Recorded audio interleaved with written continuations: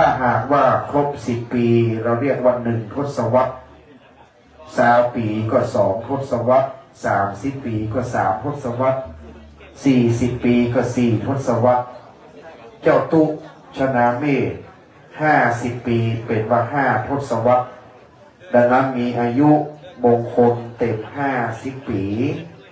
จึงจะได้กระทำมังคลกรรมสืบชะตาหลวงทำบุญอายุมงคลและนอกจากนั้นวัดธรรมขุมทรัพย์เมื่อได้มีกิจมีตามีการมีงานก็จะรำลึกนึกถึงบูรพมหากษัตริยาธิราชมาโดยตลอดเพราะว่าเจ้าตุชนาเมธท่านเป็นลูกหลานราชตระกูลในราชสกุลนาลำปาง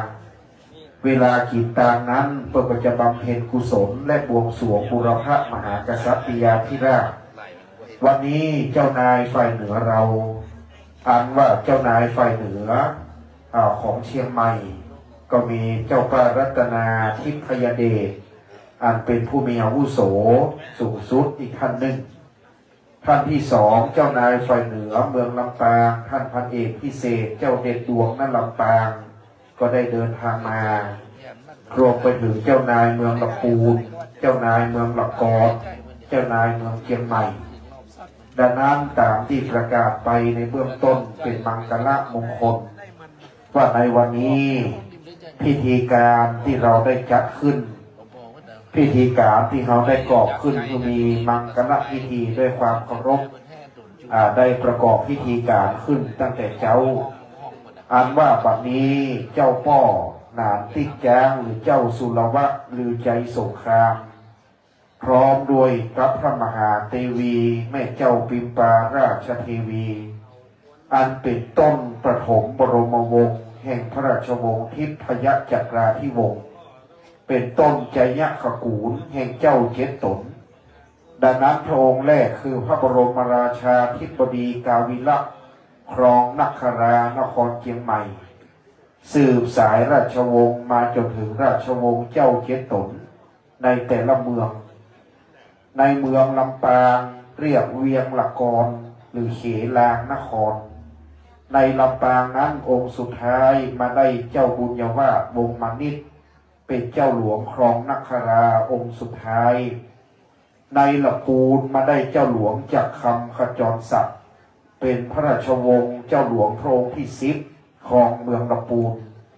เชียงใหม่มหาอมาตย์โทพลตรีเจ้าแก้วนวรัตน์ของนคราสถาผล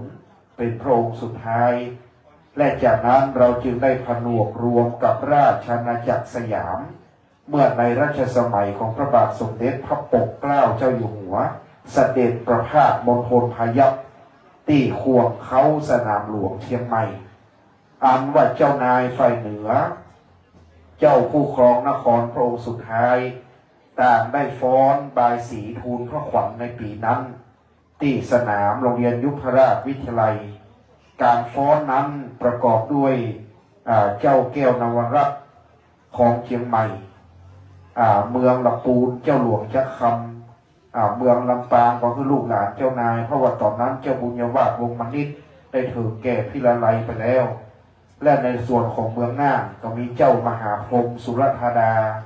พร้อมด้วยลูกหลานเจ้านายฝ่ายเหนือตึงลำปูนลำปางเชียงใหม่ได้ฟ้อนถวายการต้อนรับบายสีทูลพระขวัญเป็นภาพที่เกิดขึ้นในประวัติศาสตร์ในการครั้งนั้นดังนั้นลูกหลานเจ้านายฝ่ายเหนือในพระบรมราชาธิบดีกาวิละลูกหลานในเจ้าป้อสุรวะหรือใจสงครามเจ้าพ่อหนานติดแจงได้ปรากับฟ้อนทูลพระขวัญในสมัยนั้นต่อไปดังนั้นตอนนี้กระเดียวเขาจะได้เตรียมความพร้อมเพื่อจะได้เข้าสู่พิธีนะครับเนี่ย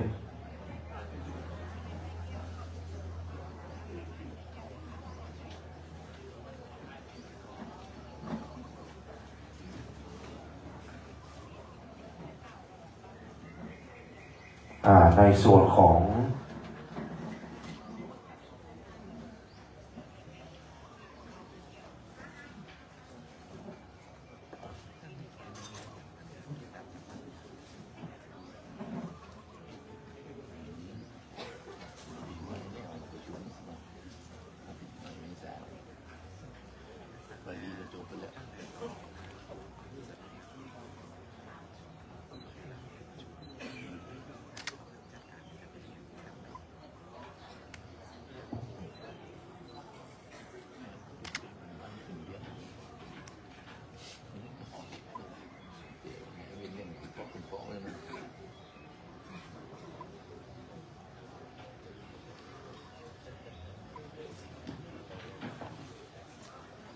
ในขณะนี้เดี๋ยวรอสักครู่วันนี้การประกอบพิธีสืบชะตาในการมังกรกรรมได้เกิดขึ้นท่านพระครูเมธีธรรมวงศ์อ่านว่าท่านเป็นเจ้าคณะตำบลใหม่พัฒนาธรรมยุทธเป็นสาธุเจ้าหลวงวัดถ้ำขุมทรัพย์จามเทวีวัดนี้อันมีเรื่องราวทางประวัติศาสตร์เช่นแต่สมัยพระบรมราชาพระแม่เจ้าจามเทวีปฐมวีรกษัตรีศรีหฤทุญชัยพร้อมด้วยเจ้ามหันตยศเจ้าอนันตยศพระองค์ท่านนั้นมีคุณูปการต่อเมืองลำปูนและเมืองลำปางสมัยก่อนลำปูนกับหลักกรเป็นเมืองพี่เมืองน้องพระราชมารดาปกครองนครลำพูนเรียกว่าเมืองหฤทุญชัยทรงพระราชโอรสเจ้ามหันตยศเจ้าอนันตยศมาปกบ้านป้องเมืองครองเมืองหลักกรคือเมืองเขลางลำปางเขตห้องในสมัยก่อนนั้นจึงปรากฏมาตั้งแต่เมื่อ1,000 กว่าปีเพราะว่าเมืองลำปูนนี่มีอายุ 1,300 กว่าปีดังนั้นเมืองลำปางก็จะเป็นเมืองน้องทัดรองลงมาดังนั้นมาจนในสมัยหลังยุคหลังเรียกว่ายุคใกล้กรุงรัตนโกสินทร์ก็เรียกว่ากรุงธนบุรีในสมัยพระเจ้าตากสินมหาราชอันนี้ไปตรงกับพระบรมราชาธิบดีกาวิระที่ปลดฟื้นมาเมืองเชียงใหม่แล้วก็เป็นต้นรัชกาลที่1พระบาทสมเด็จพระพุทธยอดฟ้าจุฬาโลกมหาราชถ้าวันนับเช่นพระแม่เจ้าจามเทวีในปุ้นสมัยก่อนแต่เดิมมาก่อนกรุงสุโขทัยแห่งดังนั้นนับว่าเป็น1,000 กว่าปีที่แล้วที่พระแม่เจ้าจามเทวีได้ปรากฏนามว่าถ้ำขุมทรัพย์จามเทวีแสดงว่าได้1,000 กว่าปีในพื้นที่และเจ้ามหันตยศเจ้าอนันตยศในสมัยก่อนสืบสายมาจนถึงกรุงศรีอยุธยาก็มาตรงกับเมืองเชียงใหม่ที่มีพม่าหรือม่านเข้าปกครองตรงกับในสมัยพระเจ้านรธาเมงสอเป็นพระราชโอรสในพระเจ้าบุเรงนองตรงกับกรุงหงสาวดีเชียงใหม่เขาก็ไปขึ้นเป็นเมืองขึ้นกระเปิดจนสุดท้ายสืบสายมาก็ในคงยุคในสมัยกรุงศรีอยุธยาตรงกับเจ้าพระนางติ๊กจ้างพอดีสืบมาจนพระราชโอรสมาในสมัยกรุงธนบุรีตรงกับพระเจ้าตากสินก็จะเป็นยุคของพระเจ้าหลวงกาวิระมาจนถึงต้นรัชกาลที่1ที่กระทำการฟื้นม่านเมืองเชียงใหม่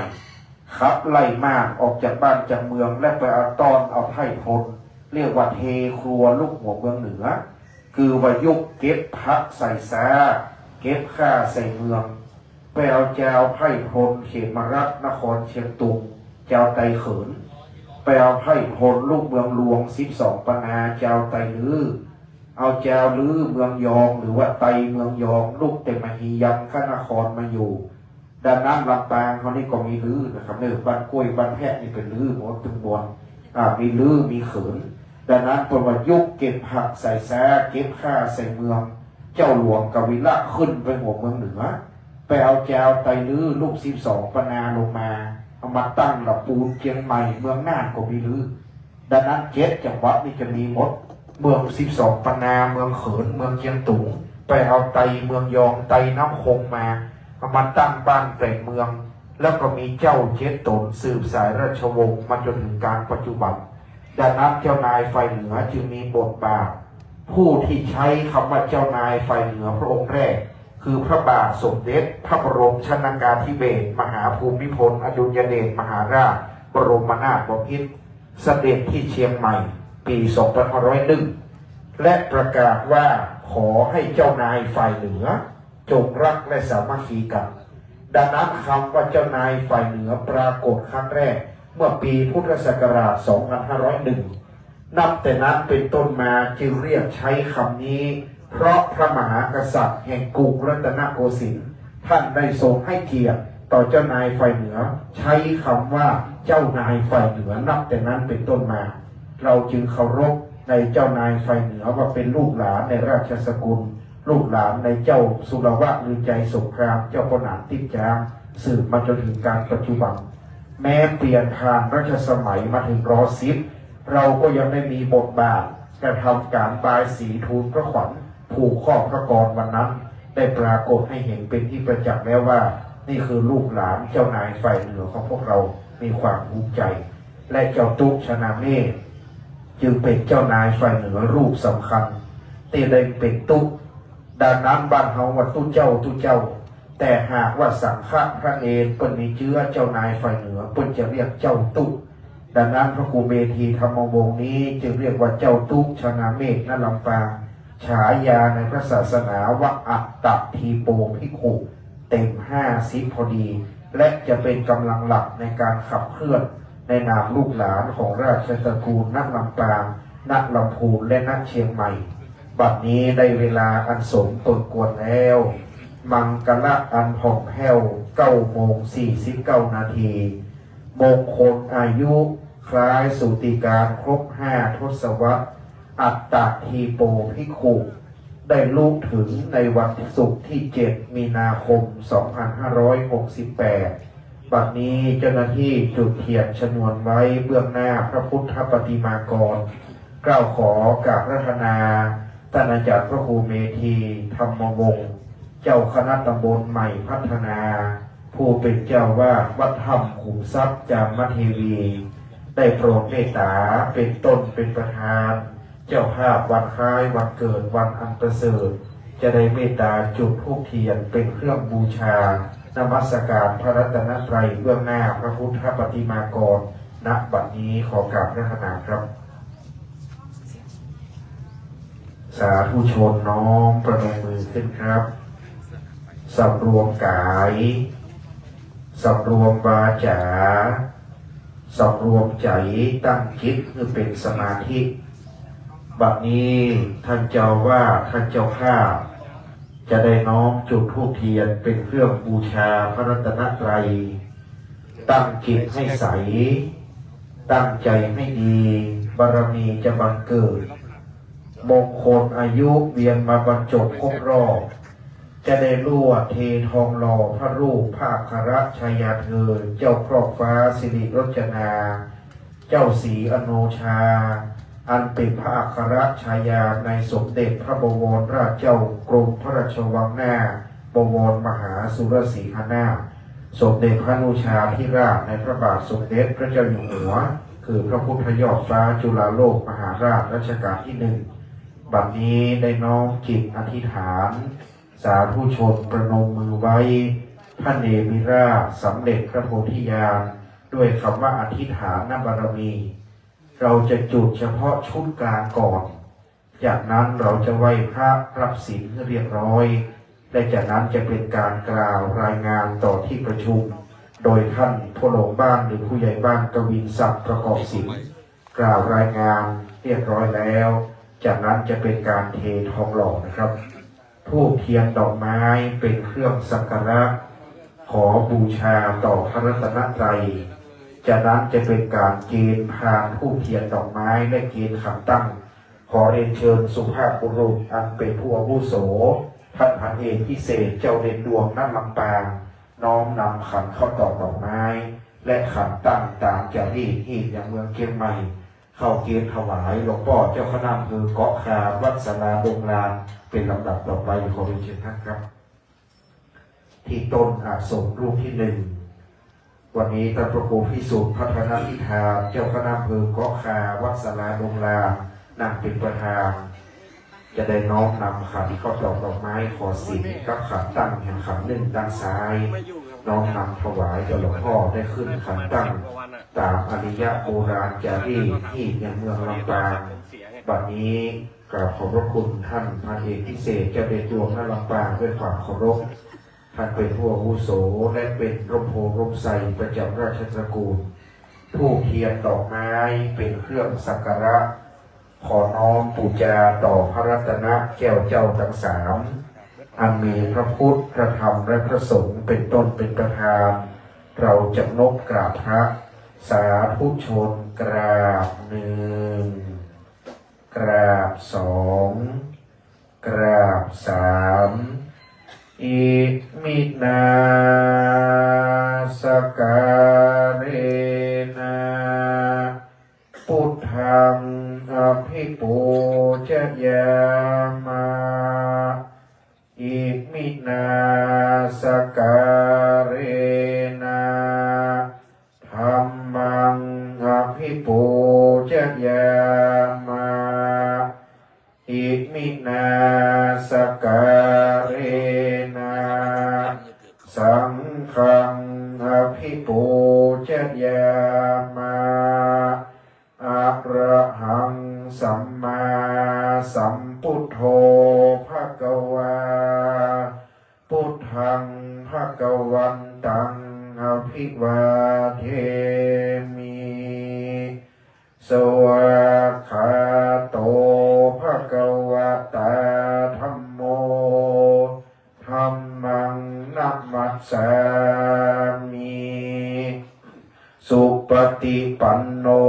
ภะคะวะโตสาวกสังโฆสังฆังนะมามิมะยังพันเตวิสุงวิสุงรักขณทายาติสรเนนัสสหปัญจศีลานิยาจามา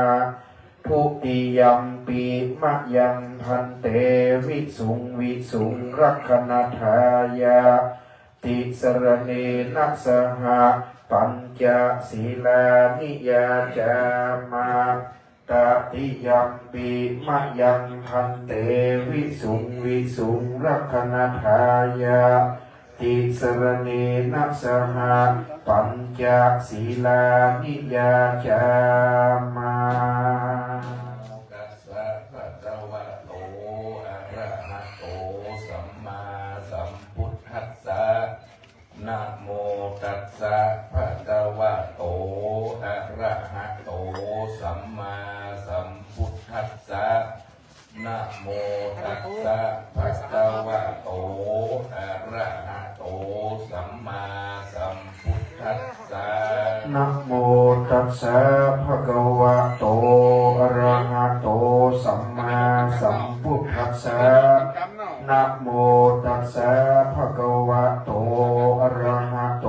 สัมมาสัมพุทธัสสะนะโม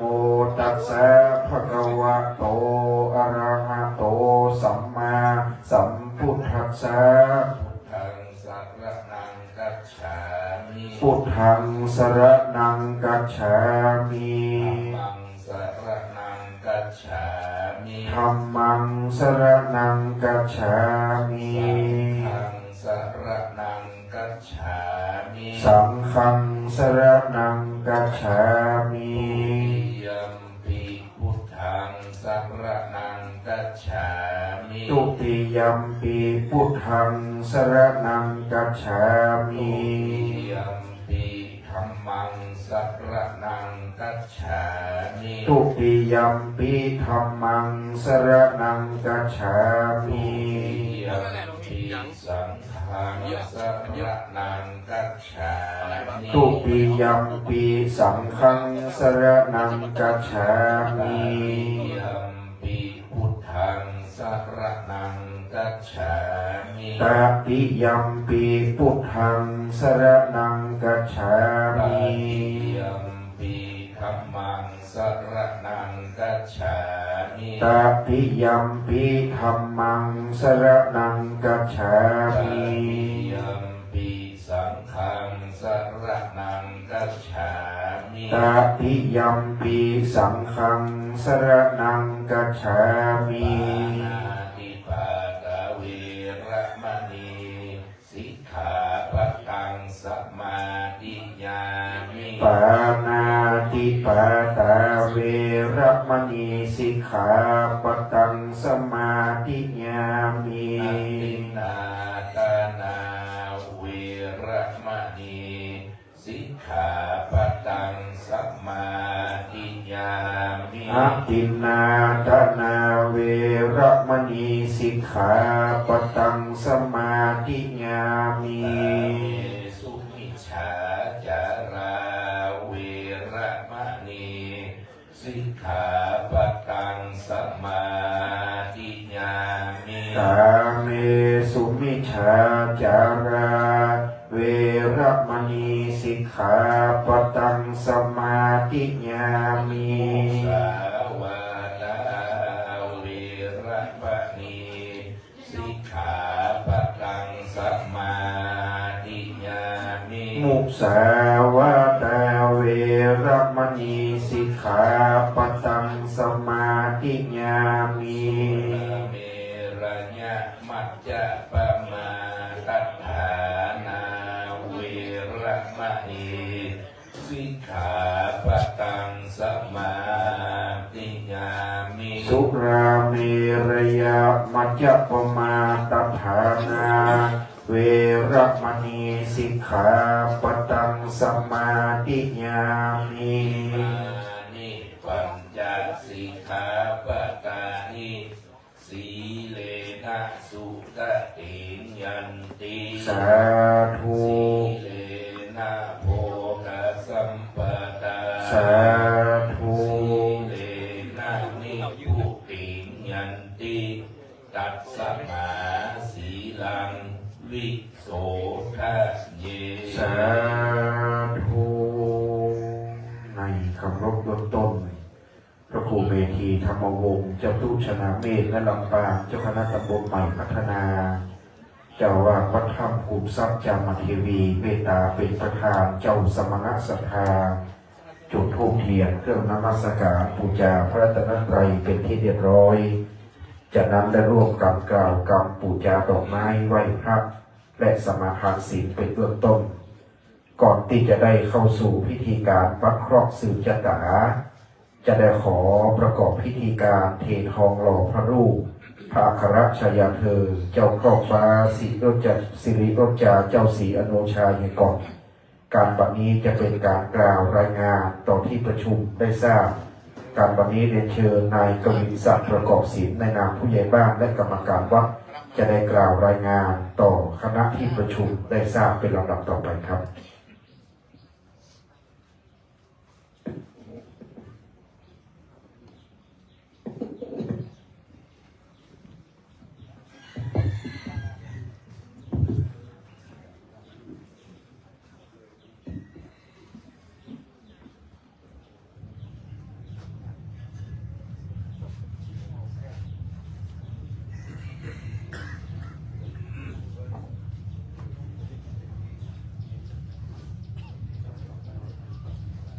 กราบเรียนคณะเจ้านายฝ่ายเหนือทุกท่านกระผมนายกวินศักดิ์ประกอบศิลป์ผู้ใหญ่บ้านบ้านต้นพึ่งหมู่ที่ 5 ตำบลใหม่พัฒนาอำเภอเกาะคาจังหวัดลำปางในนามของคณะกรรมการวัดถ้ำขุนทรัพย์และศิษยานุศิษย์ท่านพระครูเมธีธรรมวงศ์ขอขอบพระคุณท่านคณะเจ้านายฝ่ายเหนือทุกท่านที่กรุณาให้เกียรติมาเป็นประธานในพิธีเททองหล่อพระรูปเสมือนพระอัครชายาเธอเจ้าพ่อสิริรจยาเจ้าศรีอโนชาพระอัครชายาในสมเด็จพระอนุชาธิราชเจ้ากรมพระราชวังบวรสถานมหาสุรสีหนาถในวันนี้วัดถ้ำขุนทรัพย์จามเทวี โดยท่านพระครูเมธีธรรมวงศ์เจ้าอาวาสในฐานะทายาทในราชตระกูลณลำปางอันสืบเชื้อสายมาแต่พระเจ้าทิพจักรสุรวฤชัยสงครามหรือพ่อเจ้าทิพช้างองค์ปฐมราชวงศ์ทิพจักรทิวงศ์อันเป็นราชวงศ์สุดท้ายของล้านนาประเทศก่อนที่ล้านนาจะผนวกเข้ากับสยามจนเป็นประเทศไทยมาตราบทุกวันนี้มีความดำริสร้างพระรูปเสมือนของพระอัครชายาเธอเจ้าครอบสิริรจยาเจ้าศรีอโนชาผู้ทรงเป็นบรรพสตรีขึ้นประดิษฐานไว้เป็นอนุสรณ์สถานและรำลึกถึงพระกรุณาธิคุณอันยิ่งณวัดถ้ำขุนทรัพย์จามเทวีแห่งนี้เพื่อเป็นที่เคารพสักการะและเผยแผ่พระเกียรติคุณ อันมีปรากฏสืบมาในประวัติศาสตร์ของชาติ พระอัครกายาของเจ้าพ่อสิริรจจาเจ้าศรีอโนชา มีพระนามเดิมว่าเจ้านางสลีโนจา ประสูติเมื่อปีพุทธศักราช 2293 เป็นพระธิดาลำดับที่ 5 ในเจ้าฟ้าสิงหราชธานีหลวงชายแก้ว อันประสูติแด่พระแม่เจ้ายันตามหาเทวี มีพระเชษฐา พระอนุชารวม7 พระองค์ และมีพระนิพพา2 พระองค์ รวมกันทั้งสิ้น10 พระองค์ พระเชษฐาและพระอนุชาทั้ง7 พระองค์นั้นล้วนเป็นเจ้าผู้ครองนครเชียงใหม่ นครลำปาง นครลำพูน ที่นักประวัติศาสตร์ขนานพระสัญญานามว่าเชื้อวงศ์เจ้า7 ตน อันมีพระบรมราชาธิบดีกาวิระเจ้านครเชียงใหม่เป็นต้น เจ้าพ่อสิริรจจาเจ้าศรีอโนชา ทรงเสกสมรสด้วยเจ้าพระยาสุรศรีพิษณุวาธิราช หรือเจ้าพระยาบุญมา เจ้าเมืองพระพิษณุโลก เมื่อครั้งพระบาทสมเด็จพระเจ้าตากสินมหาราชทรงยกทัพมาช่วยล้านนาในการปราบพม่าที่เข้ามาลุกรานแผ่นดินล้านนา ในครั้งนั้นพระยาสุรศรีมีจิตพิศวาสด้วยเจ้านางสลีโนจา พระบาทสมเด็จพระเจ้าตากสินจึงทรงสู่ขอพระนางสลีโนจาให้เป็นภรรยาแก่เจ้าพระยาสุรศรีการละครั้งนั้น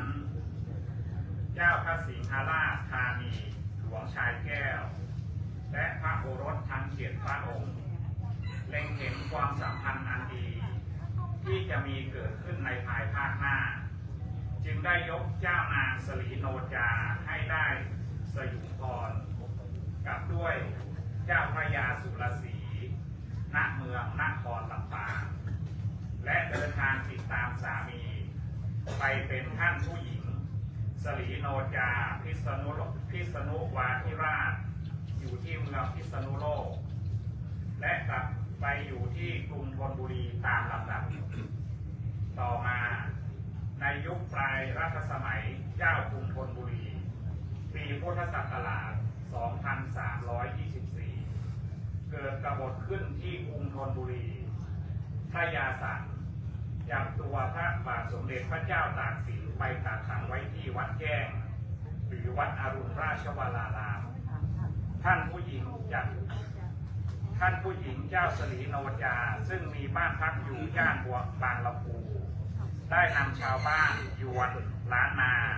ที่ถูกกวาดต้อนลงไปอยู่ที่จังหวัดสระบุรีและราชบุรี แต่งเป็นทัพเรือพายข้ามแม่น้ำเจ้าพระยาไปสู้รบกับพระยาสันผู้ก่อการกบฏตราบจนได้รับชัยชนะ สามารถจับตัวพระยาสันเอาไว้ได้ แล้วจึงมีใบบอกไปแจ้งแก่เจ้าพระยาสุรศรีผู้เป็นสวามีที่กำลังติดราชการอยู่ที่เมืองกัมพูชา ให้รีบเดินทางกลับมายังกรุงธนบุรีตราบเมื่อเจ้าพระยาสุรศรีพร้อมกับเจ้าพระยาจักรีผู้เป็นพี่เดินทางกลับจากกัมพูชาถึงกรุงธนบุรีแล้ว เจ้าพระยาจักรีจึงได้ปราบดาพิเศษผ่านพิภพเสวยราชสมบัติตั้งพระบรมราชจักรีวงศ์ขึ้นณปีพุทธศักราช 2325 เจ้าพระยาสุรศรีผู้น้องได้รับการสถาปนาเป็นสมเด็จพระอนุชาธิราชเจ้ากรมพระราชวังบวรมหาสุรศรีหนาถและท่านผู้หญิงเจ้าสลีโนจาได้รับสถาปนาเป็นพระอัครชายาเธอเจ้าพ่อสิริรจจาเจ้าศรีอโนชา เหตุการณ์ปราบกบฏพระยาสันในครั้งนั้นจึงเป็นเหตุให้ เจ้าพระยาจักรี สถาปนาตั้งพระบรมราชพีวงศ์ผ่านมาจนตราบถึงรัชสมัยในราชการปัจจุบัน นับเป็นความแกล้วกล้าห้าวหาญของบรรพสตรีล้านนา โดยเฉพาะอย่างยิ่งชาวลำปางที่สมควรจะเทิดทูนบูชาในพระกรุณาธิคุณอันยิ่งที่ทำให้เราท่านในการปัจจุบันได้ดำเนินชีวิตอยู่บนพื้นแผ่นดินนี้อย่างผาสุกสืบมาบัดนี้ได้เวลาอันสมควรแล้วกระผมขอเรียนเชิญคณะเจ้านายฝ่ายเหนือทุกท่านและท่านผู้มีจิตศรัทธาภาษาทะได้ร่วมกันเททองหล่อเป้าหลอพระรูปเสมือนพระอัครชายาเจ้าครอบสิริรถยาเจ้าศรีอโนชาต่อไปขอกราบเรียนเชิญครับ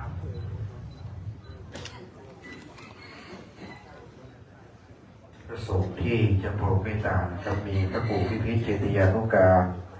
กรองเจ้าคณะอำเภอเมืองสกลนครท่านพระธิการสุรเชษฐ์ธีรสัทโธวัดพระธาตุม่อนจอมแจ้งอำเภอวังเหนือได้เมตตาที่แท่นฐานพิธีการนะครับพระครูเมธีธรรมวงศ์เจ้าคณะตำบลใหม่พัฒนาได้เชิญท่านพันเอกพิเศษเจ้าเดชดวงณลำปางท่านเจ้ารัตนาทิพยเดชณเชียงใหม่ท่านเจ้าสุพรรณีณลำพูนคณะเจ้านายฝ่ายเหนือคุณแม่ดร.ศรีนวลสมีคุณรัตนาจีคีรีครับคุณพิสิทธิ์แดงอ่อนคุณชลิดาเกณิกาวัฒนศิริคุณปานิลาโบมาว่องวานิชร้อยตำรวจผู้ที่พงศ์คุณนายสวัสดิ์การสำเร็จคุณวัฒน์คุณนายพิพัฒน์อยู่เพชรบุรีผู้ใหญ่ในสังคมเป็นยาพาผู้ของจิตเยเจริญที่ตลอดนะคะในระบบวิธีการของเรารูปเหมือนพระอัครชัยเดชเจ้าของพระสิริวัฒนาเจ้าสิริวัฒนาเจ้าพระบรมราชาธิบดี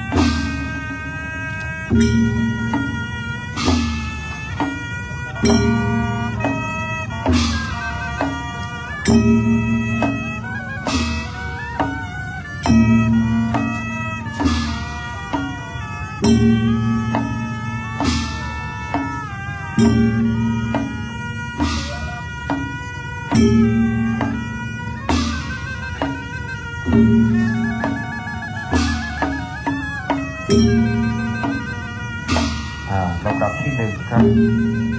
จะได้ขอนิมนต์ท่านพระครูพิพิธเจติยานุการรองเจ้าคณะอำเภอเมืองสกลนครวัดพระธาตุเชิงชุมวรวิหารพร้อมด้วยท่านอาจารย์พระธิการสุรเชษฐ์ธีรสัทโธวัดพระธาตุม่อนจอมแจ้งอำเภอวังเหนือและพระครูเมธีธรรมวงศ์เจ้าตุ้งชนาเมธเมตตาเป็นคณะที่หนึ่งในการบรรจุเอาจากทองคำครับ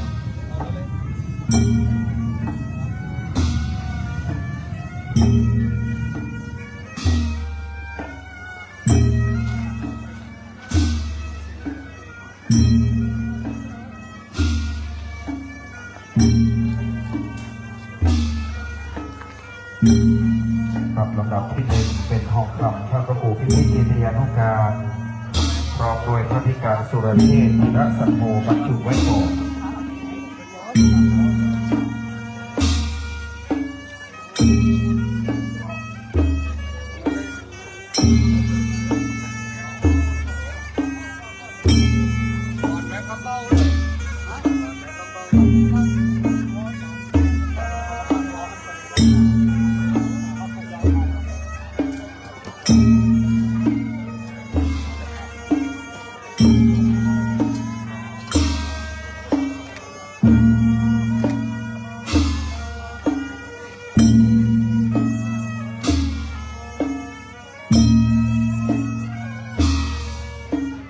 วันนี้หลงรอกุลวัฒนาสลาป้องบ้านภูคาเหนืออำเภอสัตเปงจะได้เตรียมการรอเตรียมของท้องเตรียมน้ำรองเรียบร้อยนะครับเพื่อน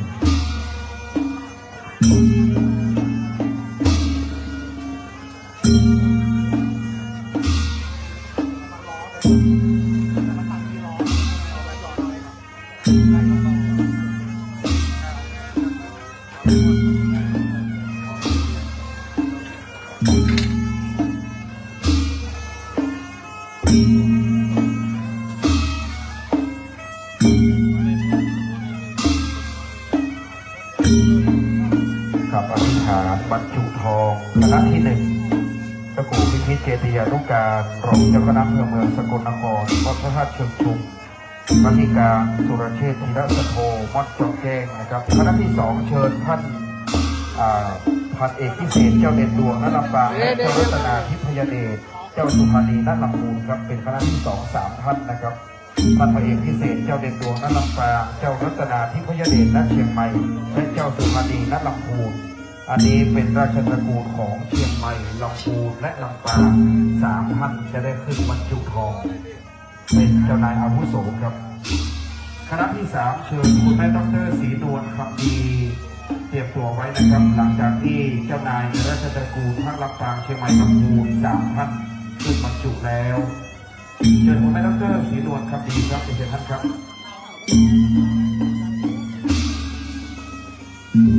วันที่3เจ้านายวันนี้คุณแม่ดร.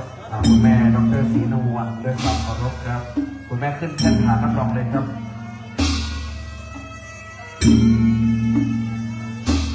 ต่อไปเชิญคณะคุณรัตนาขีคีรี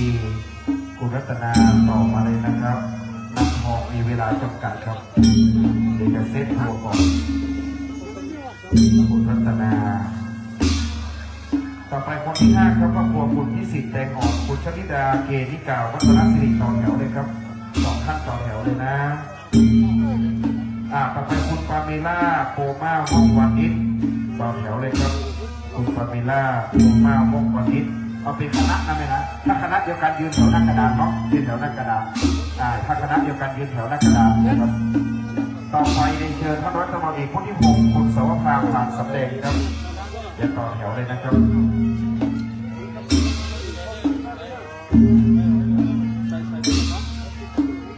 คณะคุณพิสิทธิ์ขึ้นเลยคณะท่านต่อไปคุณวัดบุญคุณนันทไทยพินพิพัฒน์จาก USA เชิญท่านครับแม่มาเราเลยต่อไปผู้ใหญ่กวินศักดิ์คุณเบญญาภาประกอบศิลป์ต่อแถวเลยครับ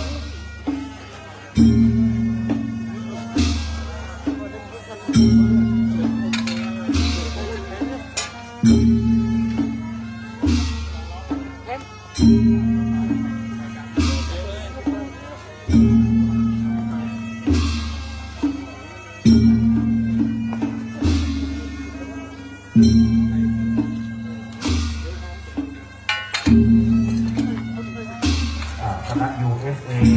คุณวัดพลคุณนันทไทยต่อนะครับและปิดท้ายเป็นคณะผู้ใหญ่กวินศักดิ์คุณเบญญาภาประกอบศิลป์ครับ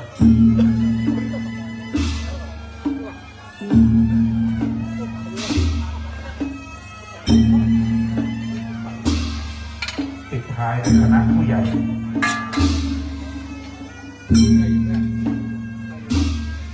เป็นชุดปิดท้ายและเป็นนัดนิมนต์พระครูพิพิธเจติยานุการขึ้นเทียบเพื่อจะได้ถือได้สายสิญจน์ในการประกอบพิธีนิมนต์พระครูพิพิธเจติยานุการและอาจารย์ พระธิการสุรเทพบทแทนรับรองครับคณะเจ้าภาพขยับเคลื่อนเข้ามาเลยครับเลื่อนเข้ามาอยู่ด้านหลังเลยท่านเจ้านายไฟเหนือขยับเข้ามาให้เนอร์จะได้ถือไฟสายสูบ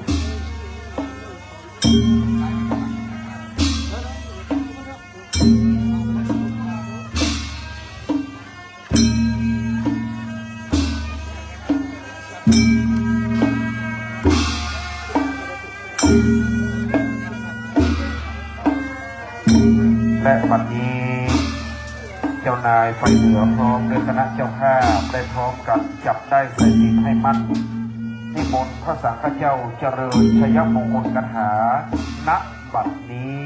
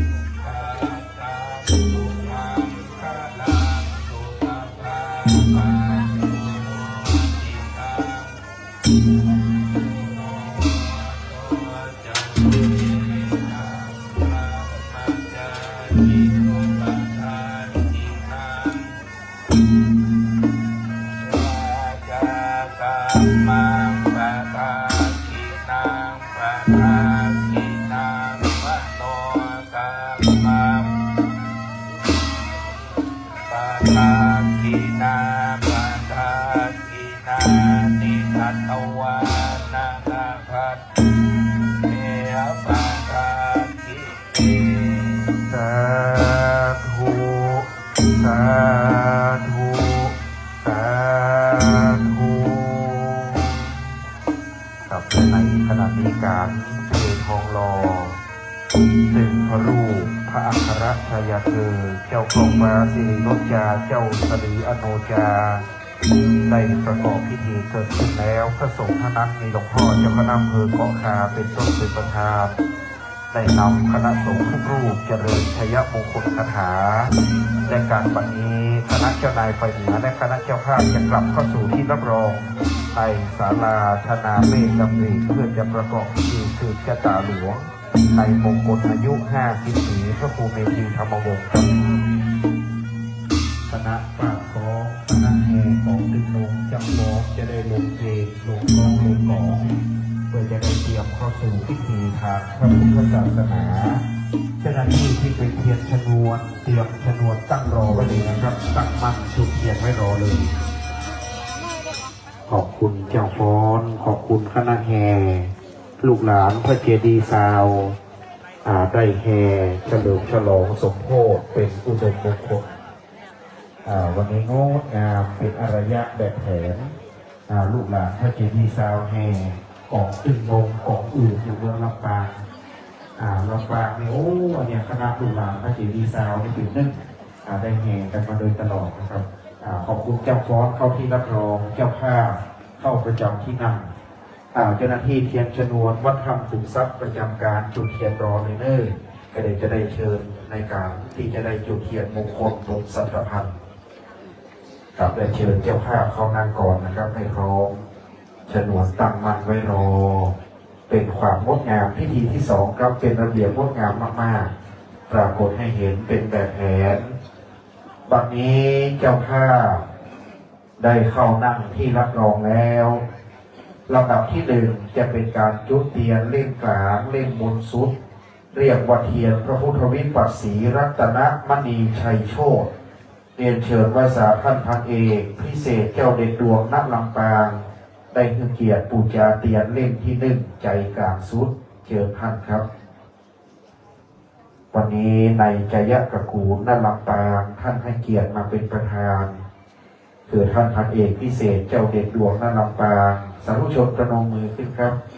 อธิษฐานวันนี้จะได้ปูจาต่อพระแก้วเจ้าทั้ง3เล่มที่ ท่านพันเอกพิเศษเจ้าเด็ดดวงณลำปางราชตระกูลณลำปางแห่งเมืองละกรเวียงละกรเขลางเล่มที่2ไหว้สาเรียนเชิญเจ้ารัตนาทิพยเดชณเชียงใหม่พระพุทธสิริมหามงคลซ้ายจะอยู่เบื้องซ้ายนะครับทับดองลงมาอันนี้ผู้อาวุโสแห่งราชตระกูลณเชียงใหม่ลูกหลานแห่งเจ้าแก้วนวรัตน์มงคลขวาพุทธเตจมหามงคลขวาไหว้สาเจิญเจ้าสุภานีณลำพูนลูกหลานในราชตระกูลณลำพูนเจ้าหลวงจักรคำขจรศักดิ์วันนี้ครบถ้วนลำปูนลำปางเชียงใหม่นี่เรียกว่าพระราชวงศ์ทิพยจักราธิวงศ์ต่อจากนั้นทับมาเป็นเตียนพุทธมหาอายุวัฒนมงคลเจ้าแม่มอนบัวคลี่เทียมใจณลำปางปีนี้ท่านมีอายุมงคลได้103 ปีเจ้าขอเจ้าตุชนะเมธอายุยืนเหมือนเจ้ามอนบัวคลี่นะครับ103 ปีขึ้นเตียวได้อย่างเจ้ามอนนี่เจ้ามอนได้103เตียวได้เหินเดินสะดวกความจำยังเป็นเลิศจำลูกหลานได้หมดถ้าจะลำดับพระราชวงศ์ที่จักรถามเจ้ามอนนี่ความจำยังดีอยู่เหมือนเดิมบัดนี้ขอให้เจ้าตุชนะเมธและทุกคนอายุยืนเหมือนเจ้ามอนบัวคลี่ณลำปางอายุได้1 ศตวรรษก็อย่าง3 ปีแปลว่า103เจ้าตุชนะเมธกำลังได้5 ทศวรรษอยู่เห็น50 ปีก็เห็น53 ปีจะเต่าเจ้ามองดังนั้นหาธนาเอาเจ้าตุเขาโรคภัยไข้เจ็บหายหมดเจ้าตุชนะเมธเมื่อมีโรคภัยไข้เจ็บข้อขาดพยาธิหายตั้งนี้ต่อไปเห็น53มาเต่าเจ้ามอนบัวขี้นี่อายุวัฒนมงคลต่อไปเทียนโชคลาภอุดมมงคลต้องเป็นคุณแม่ดร.ศรีนวลคำดีเพราะท่านเป็นขหบดีฐานบดีผู้มีโชคลาภทำธุรกิจการงานใดก็เจริญบุญทิดังนั้นแม่ศรีนวลแม่ดร.อุปถัมภ์เจ้าตุชนะเมธวัดธรรมขุมทรัพย์ได้หอมเงินหอมคำสร้างเสนาสนะได้อุปถัมภ์พระเนรลูกพระลูกเนรเรามีเยอะนะครับภัตตาหารมีตลอดไม่เคยขาดแม่ดร.ศรีนวลจุดเทียนโชคลาภอุดมมงคลด้านขวาต่อไปครอบครัวคุณพิสิทธิ์แตงอ่อนคุณชลิดาเกณิกาวัฒนสิริบูชาเทียนดวงมหาจักรจะได้เป็นมงคลเชิญทั้ง2 ท่านเลยครับวันนี้น้อมนำอธิษฐานประคองเทียนชนวนร่วมกันเป็นเครื่องบูชาสักการะให้เป็นชัยมงคลขอเชิญทั้ง2 ท่านประคองเทียนชนวนเล่นถัดไปนะครับน้อมนำอธิษฐานให้ดีบารมีจะบังเกิดเป็นมังกรมงคลจากนั้นเรียนเชิญคุณปาเมล่าโปมาว่องวานิชได้ตั้งจิตอธิษฐานเป็นชัยมหามงคลในลำดับเล่นไป2 ท่านประคองเทียนชนวนคุณปาเมล่ามาหรือยังเข้าจุดเทียนเลยต่อไปเรียนเชิญท่านเจ้าชาครณลำปางในนามกรรมการมูลนิธิเจ้าปู่กูแจ้งเจ้าพ่อกูแจ้งเมืองลำปูนวันนี้ท่านเป็นผู้หลักผู้ใหญ่เจ้าชาครณลำปางจุดเทียนน้อมนำสักการะให้เป็นชัยมงคลมาประคองร่วมกันนะท่านเจ้าชาครที่น้ำมนต์ที่น้ำมนต์คุณปาเมล่าจุดเทียนเล่มที่7ก่อนแล้วเจ้าชาครประจับน้ำมนต์ไว้ด้านหน้าหลวงพ่อคุณปาเมล่าโปมาบอกวันนี้จากนั้นท่านเจ้าชาครนั่นลำปางจะได้ตากเทียนน้ำมนต์ขึ้นและจะได้เกณฑ์ขันสาครน้ำพุทธมนต์ท่านเจ้าชาครเกณฑ์น้ำมนต์เลยเกณฑ์ปากเลยต่อจากนั้นจะเป็นการจุดเทียนที่สะดวกลดข้อเตียนสืบชะตาจตุรทิศ4 ด้านเตียนชะตาเตียนลดข้อเตียนทับโจกวันนี้ท่านพระครูเมธีธรรมวงศ์ตนเป็นเจ้าชะตาเจ้าเครื่องขีญาปูจาสังการจะได้เป็นผู้ปูจาเตียนในสตวงหลวง108คือวัดเตียนลดข้อข้อน้ำตามไตข้อเจ็บข้อไหมข้อไข้ข้อหนาวครอบเมื่อคืนบาหันครอบเมื่อวันบ่หู ครอบเมื่ออูมันจะครอบนาต่างๆคือดับไปเสียบไปเสร็จเลยวันนี้อย่างนี้คือครอบขาดเปียที่พญาหาย จากนั้นสี่ทิศมีบทจะได้เตรียมจะตาเล่มหนึ่งอันนี้ปัทวีธาตุปูจาธาตุดินอาโปธาตุปูจาธาตุน้ำเตโจธาตุปูจาธาตุไฟวาโยธาตุปูจาธาตุลมจตุรทิศสี่ด้านคือเสริมดินคือว่าอันว่าของแข็งตั้งหลายเซาเอสคือคุณป้ออาโปธาตุน้ำของเหลวตั้งหลายมีในร่างกายได้12คือคุณแม่อันว่าลมปัดขึ้นเบื้องบนลมปัดลงเบื้องต่ำลมหายใจเข้าหายใจออกและธาตุไฟอันว่าความร้อนความอบอุ่นการเผาผลาญในร่างกายปรับสมดุลธาตุสี่ทิศได้เตียนชะตาแห่งเล่มหนึ่งด้านหน้านะครับด้านข้างใบสีห้ามเอายังขวัญเป็นมังกรได้เอาขวัญมงคลอายุมงคลดวงมงคลหักโจกใจลาพัสการตั้งนี้ต่อไปอายุยืนนานเหมือนเจ้ามอนบัวขี้ได้103 ปีเป็นมังกรนิมนต์พระสังฆเจ้าปัจนี้ปู่จาเตียน108 56กุลพระเจ้า38กุลพระธรรม14กุลพระสงฆ์ได้108แห่งกุลพระแก้วเจ้าทั้ง3ได้ปูจาเป็นพุทธปูจาธรรมปูจาสังฆปูจาติสุขสืบจตามหามังกรวุฒิมงคลอุดมมงคลอุดมทรัพย์วัดวาการกู่รุ่งเรืองสะเทือนบางงามจารีตที่ยังลำปางเวียงละกรเราควรจะได้สู่สนอครอบอย่างก่อนเรียกว่าพิธีปัดครอบและจากนั้นจะเป็นการเจริญพุทธมนต์สืบจตาในโอกาสนี้เจ้าทุกชนะเมธพระครูเมธีธรรมวงศ์อัตถิโปภิกขุได้ปูจาเตียนจำ108 เล่มคือสว่างสวัยดุจดังประทีปแก้วแสงแห่งปัญญาอันทองแผ้วสำราญได้กึศกินใหญ่ตามหลวงวันนี้เป็นมังคละมงคลนิมนต์คณะพระสังฆเจ้าสู่ปัดข้อณบัดนี้ครับ โตวามนุสโตวามนุสโตวาทิโตวาอุทกโตวาปิสัจโตวาขันโลกะโตวาขันนาคโตวานัคตโตวาชนะคตโลกะโตวาสัทธรรมโตวาสันติปิโตวาสัพพุริสโตวาจันดาภิยสัมมิทะปุณณกุกุลาหิวิชิตามณิสัพพติปิยจัตตารัสสุขารมัยสยคาทัสสัยนานาพยโตวานานาโรคโตวานานาอุปทวะโตวะอะระคังหันโต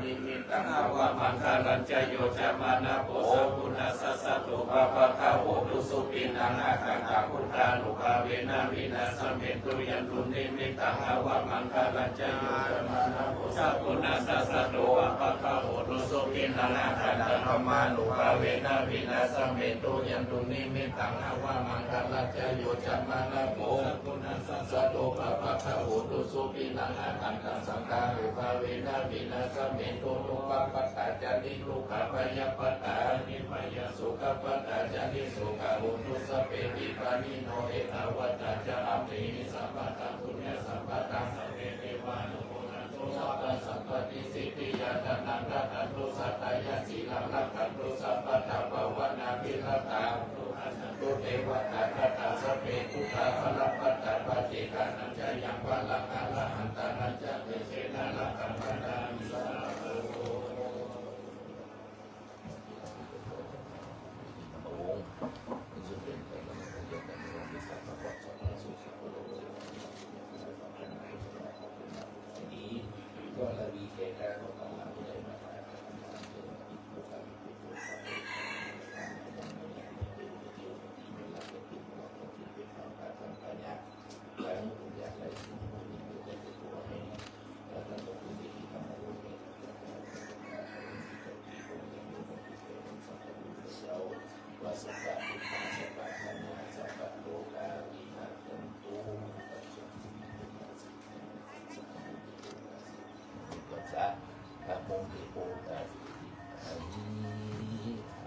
วันนี้ได้ยกสตูหลวง108เทียบตนาหลวงพ่อเจ้าคณะอำเภอเกาะขาวัดสาราดุลามหลวงพ่อได้เมตตากล่าวกำปัดข้องปัดไทย ข้อน้ำตามไตข้อเจ็บข้อไม่ข้อไข้ข้อหนาวโต๊ะลงไปในสะดวกแล้วต่อจากนี้ไปขอนิมนต์พระสังฆเจ้ามีหลวงพ่อเจ้าคณะอำเภอเกาะคาได้เมตตานำพระสงฆ์จะได้จำเริญพระพุทธมนต์สืบชะตาหลวงถวายพระภูมิเมธีธรรมวงศ์และสืบชะตาวัดสืบชะตาเจ้านายไฟเหนือสืบชะตาศรัทธาเพื่อเป็นมังคลาอุทิศสืบไปหน้าณโอกาสแบบนี้ครับสัพเพกาเมจรูเปคิริสิขรตเตจันตลิเขวิมาเนทิเประเทจคาเมตรุวนากะหะเนเกหะวัตถุญิเขเตภูมิมัทาทโยจตุโลกัปปะราชายัมราชาอินโตเวสสุวรรณราชาอริยเมตไตรโยโพธิสัตตาวกาทโยอริยสาวกาจะบุทุจนะกัลยาณาจะสัมมาทิฏฐิเยวะพุทเทปัสสนาธัมเมปัสสนาสังฆเขปัสสนาพุทเทสักกรวาธัมเมสักกรวาสังฆเขสักกรวาอิโตทานะโตญาวะปลัมปลาอิมัสสมิงสุจักวาเลเทวตายังมุนิวรวัจนังสาหโวเมสุนันตุธรรมัสสวนะกาโลอยัมพัทันตาธรรมัสสวนะกาโลอยัมพัทันตาธรรมัสสวนะกาโลอยัมพัทันตานะโมตัสสะภะคะวะโตอะระหะโตสัมมาสัมพุทธัสสะนะโมตัสสะภะคะวะโตอะระหะโตตัสสะนะโมตัสสะภะคะวะโตอะระหะโตสัมมาสัมพุทธัสสะพุทธังสรณังกัจฉามิธัมมังสรณังกัจฉามิสังฆัง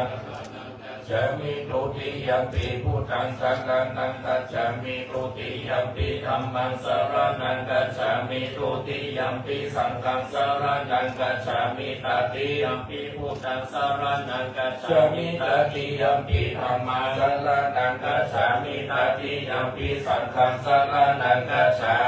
มินะโมอะระหะโตสัมมาสัมพุทธัสสะมะหิสิโนนะโมอุตตมะธัมมัสสะสุวะคตเสวะเตนิทานะโมอะหังสังคัสสะปิวิสุทธสีลทิฏฐิโนนะโมโอมาตายารัตสะรัตนาตายาสสะทุกขาโมโอมะกะติทัสสะทัสสะวะตุตายาสัพพินะโมกะทัพพะภะเวนะวิรัชชันตุอุปัฏฐวานะโมกะระลุภะเวนะสุวัตติหุนตุสัพพะทานะโมกะลาสัพเพชินะมิติมิโหมิเตชะวา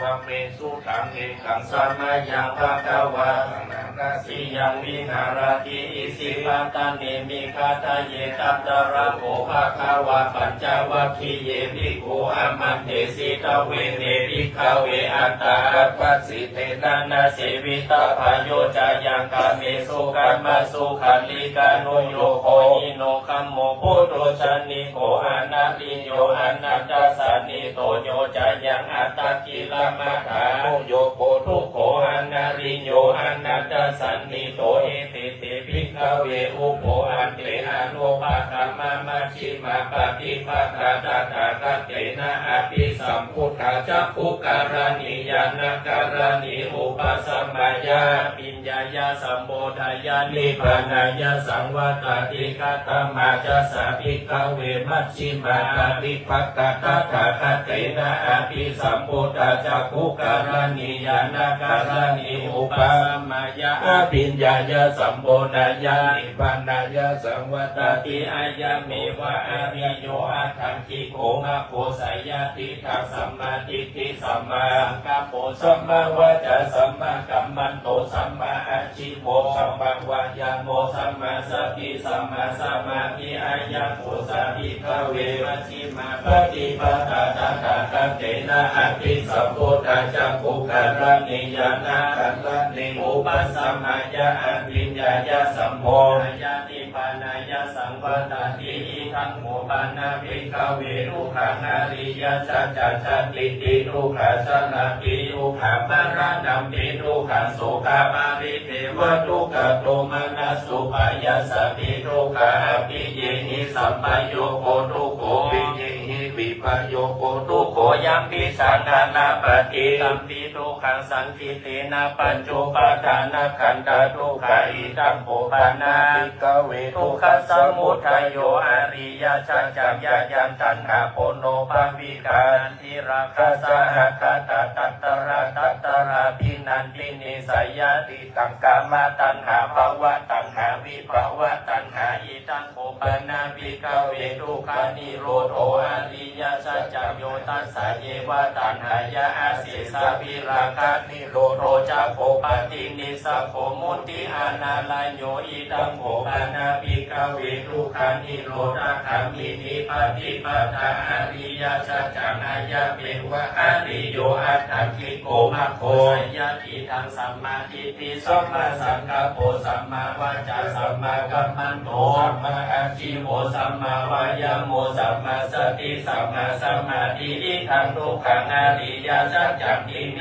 ฆเวปุเพอานาโสเทสุธัมเมสุจักขุงโอทาปฏิญาณังโอทาปฏิปัญญาโอทาปฏิวิชาโอทาปฏิอโลโกโอทาปฏิตังโภปฏิตังทุกขังอริยสัจจะปฏิญายันติเมภิกขเวปุเพอานาโสเทสุธัมเมสุจักขุงโอทาปฏิญาณังโอทาปฏิปัญญาโอทาปฏิวิชาก็ปฏิอโลโกโอทาปฏิตังโภปฏิตังทุกขังอริยสัจจะปฏิญาณันติเมภิกขเวปุเพอานาโสเทสุธัมเมสุจักขุงโอทาปฏิญาณังโอทาปฏิปัญญาโอทาปฏิวิชาโอทาปฏิอโลโกโอทาปฏิอิทังทุกขสมุทัยโยอริยสัจจะนิเมภิกขเวปุเพอานาโสเทสุธัมเมสุจักขุงโอทาปฏิญาณังโอทาปฏิปัญญาโอ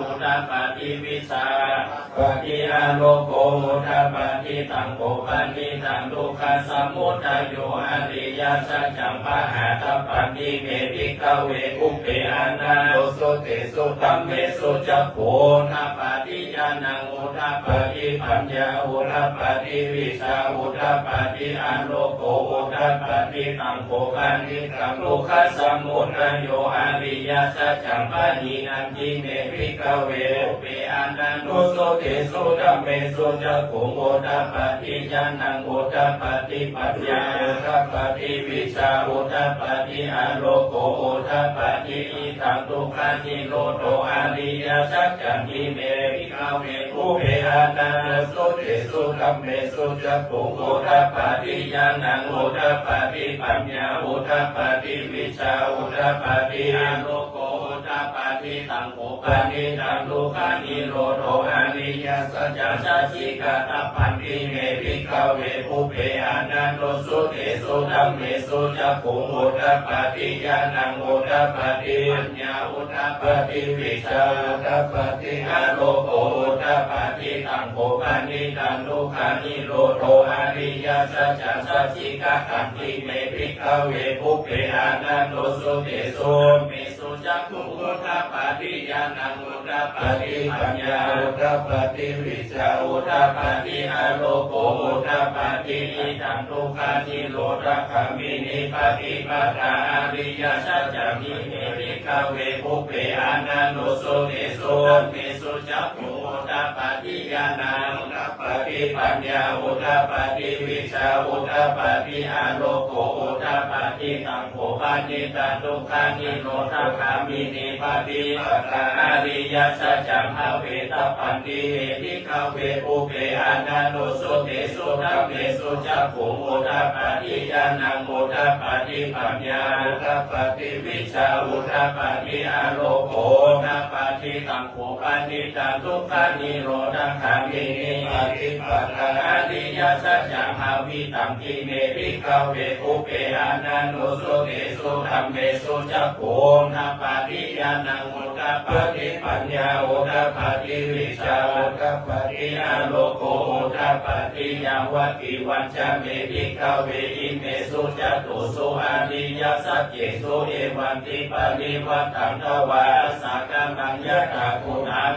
ทัสสะนังนาสุวิสุทธังอาโหสิเนวะตาวะหังภิกขเวสเทวะเกโลเกสัมมาลเกสัพพะมะเกสัสสะนะพะมะนิยาปัจจายสเทวะมนุสายะอนุตตรังสัมมาสัมพุทธิงาภิสัมพุทโธปัญจญาสิยะโตจักโขเมภิกขเวอิเมสุจตุสุอาริยสัจเจสุเอวันติปาริวัตตังภวทัสสะกัลลายตาพุทธัญญาณทัสสะนังสุวิสุทธังอโหสิอัตถะภิกขเวสเทวะเกโลเกสัมมาลเกสัพพะมะเกสัสสะมะนะปะมะปิยาปัจจายสเทวะมนุสายะอนุตตรังสัมมาสัมพุทธิงาภิสัมพุทโธปัญจญาสิญาณัญจปะนะเมทัสสะนะอุตตปาติอาภุปะเมวิมุตติอายะปัตติมาชาตินาติตานิปุณะปะโพธิธัมมะโพจาภควาธัมมานาปัญจวัคคียาภิกขุภควโตอาสิตังอภินันตุอิมัสสมิจาภานาวายกาลานาสมิปัญญามะเนอายัสสะมะโตโกทัญญาสาวิราชังวิธรรมะลังธัมมะจักขุมุตตปาติยังกินจิสมุทัยธัมมะสัพพะธัมมิโรธาธัมมังติภวติเตชะภควตาภะเกภูมาเทวาสัตตาอนุสาวิสุเอธัมมะภควตาภะทานาสียามิสิปัตตะเนมิกตะเยอนุตตรังธัมมะจักขังภวติตังอปฏิวัติยังสัมมาเนนะวะพระมะเนนะวะเรเรนะวะมะเรนะวะพระมุนะวะเกนะจิวะโลกัสสมิติยังเทวานังสัตตังสุตวะจัตุมหาราชิกาเทวสัตตมนุสาวิสุงจัตุมหาราชิกานังเทวานังสัตตังสุตวะทาวติสาเทวสัตตมนุสาวิสุงทาวติสานังเทวานังสัตตังสุตวะยามาเทวสัตตมนุสาวิสุงยามานังเทวานังสัตตังสุตวะมุสิตาเทวาธัมมนุสาวิสุงมุสิตานังเทวานังสัตตังสุตวะนิมานาลติเทวสัตตมนุสาวิสุงนิมานาลตินาเทวานังสัตตังสุตวะปารานิมิตาวสาวติเทวสัตตมนุสาวิสุงปารานิมิตาวสาวตินังเทวานังสัตตังสุตวะพรหมปาริสัจจเทวสัตตมนุสาวิสุงพรหมปาริสัจจานังเทวานังสัตตังสุตวะพรหมปาโลหิตาเทวสัตตมนุสาวิสุงพรหมปาโลหิตานังเทวานังสัตตังสุตวะมหาพรหมาวาสัตตมนุสาวิสุงมหาพรหมนังเทวานังสัตตังสุตวะปาริตาภาเทวสัตตมนุสาวิสุงปาริตาภานังเทวานังสัตตังสุตวะอัปปมานาภาเทวสัตตมนุสาวิสุงอัปปมานาภานังเทวานังสัตตังสุตวะอัปปัสสาราเทวสัตตมนุสาวิสุงอัปปัสสารานังเทวานังสัตตังสุตวะปาริตาสุภาเทวสัตตมนุสาวิสุงปาริตาสุภานังเทวานังสัตตังสุตวะอัปปมานาสุภาเทวสัตตมนุสาวิสุงอัปปมานาสุภานังเทวานังสัตตังสุตวะสุภากินากาเทวสัตตมนุสาวิสุงสุภากินากานังเทวานังสัตตังสุตวะวิหัปปนาเทวสัตตมนุสาวิสุงวิหัปปนานังเทวานังสัตตังสุตวะอ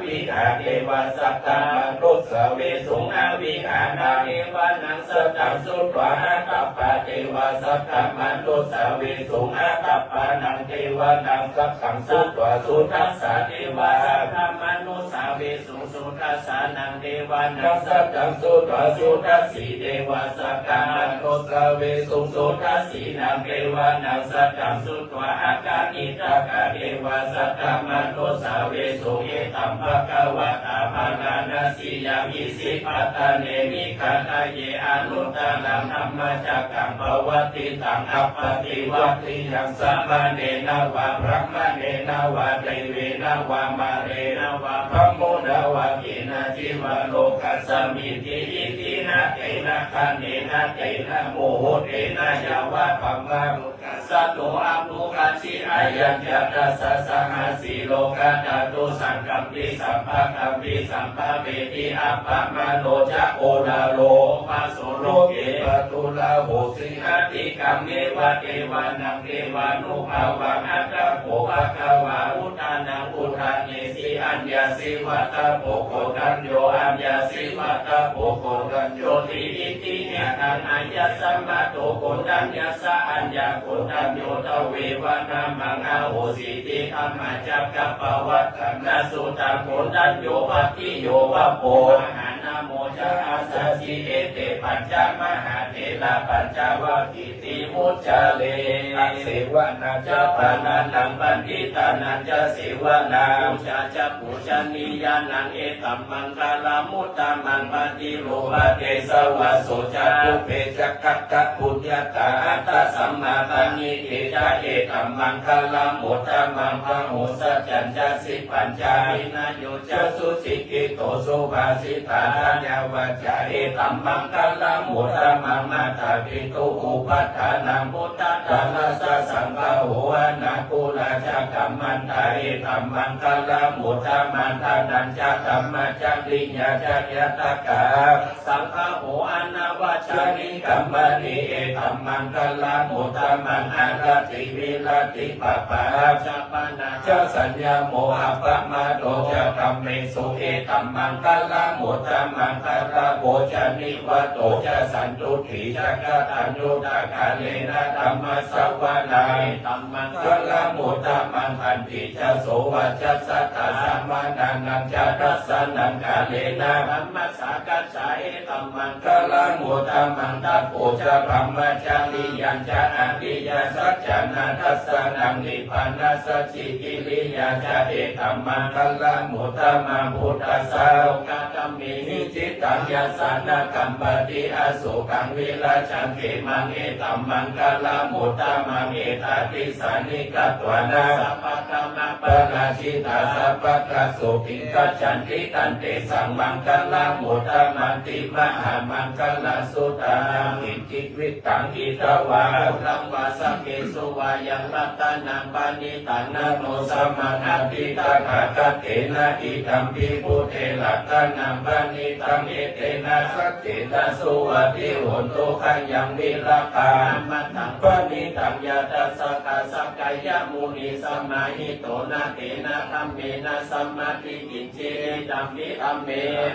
ปานิตังเอเตนะสัจเจนะสุวัติโหนโตยัมพุทธเสโตปาริวันนายิสุจิสัมมาทิมาตาลิกัญญามาหุสัมมาทินาเตนะสมโม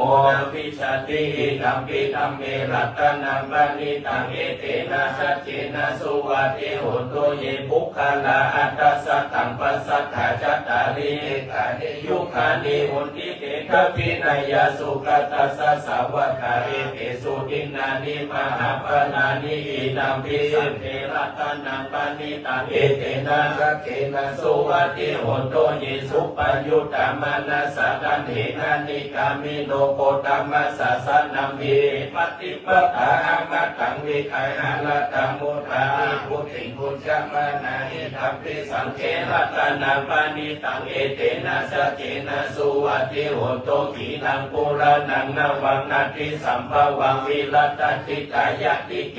วัสสมิกินาวิชาวิโรธิสันดานิพันติทิรายะทายังปาติโภอินัมปิสังเขรัตนังปานิตังเอเตนะสัจเจนะสุวัติโหนโตโพชังโพสติสังฆโตธัมมานังวิจัยโยตถาวิริยมปิติปัสสันติโพชังกาจัตตาตะเลสัมมาทุเปกะโพชังคาสัพเทเตสัพพทัสสินามุนีนาสัมมาทัคคตาภาวิตาภาหุริกาตาสังวัตติอ นะปิญญายานิพพานายาโพธิญาเอเตนะสัจวะเชนะโสติเตหนตุสัพพดาเอกัสสมิงสัมมาเยนะโตโมคคัลลานัญจาคัสสะปังคิลาเมตุกิเตหิสวะโพชังเกสัตตะเกสังกิเตจัตตังอามินันติตวโรกาโมจิโสตังคันเนเอเตนะสัจวะเชนะโสติเตหนตุสัพพดาเอกัตตะธัมมาราชาภิเกลัญเยนะภิปิลิโต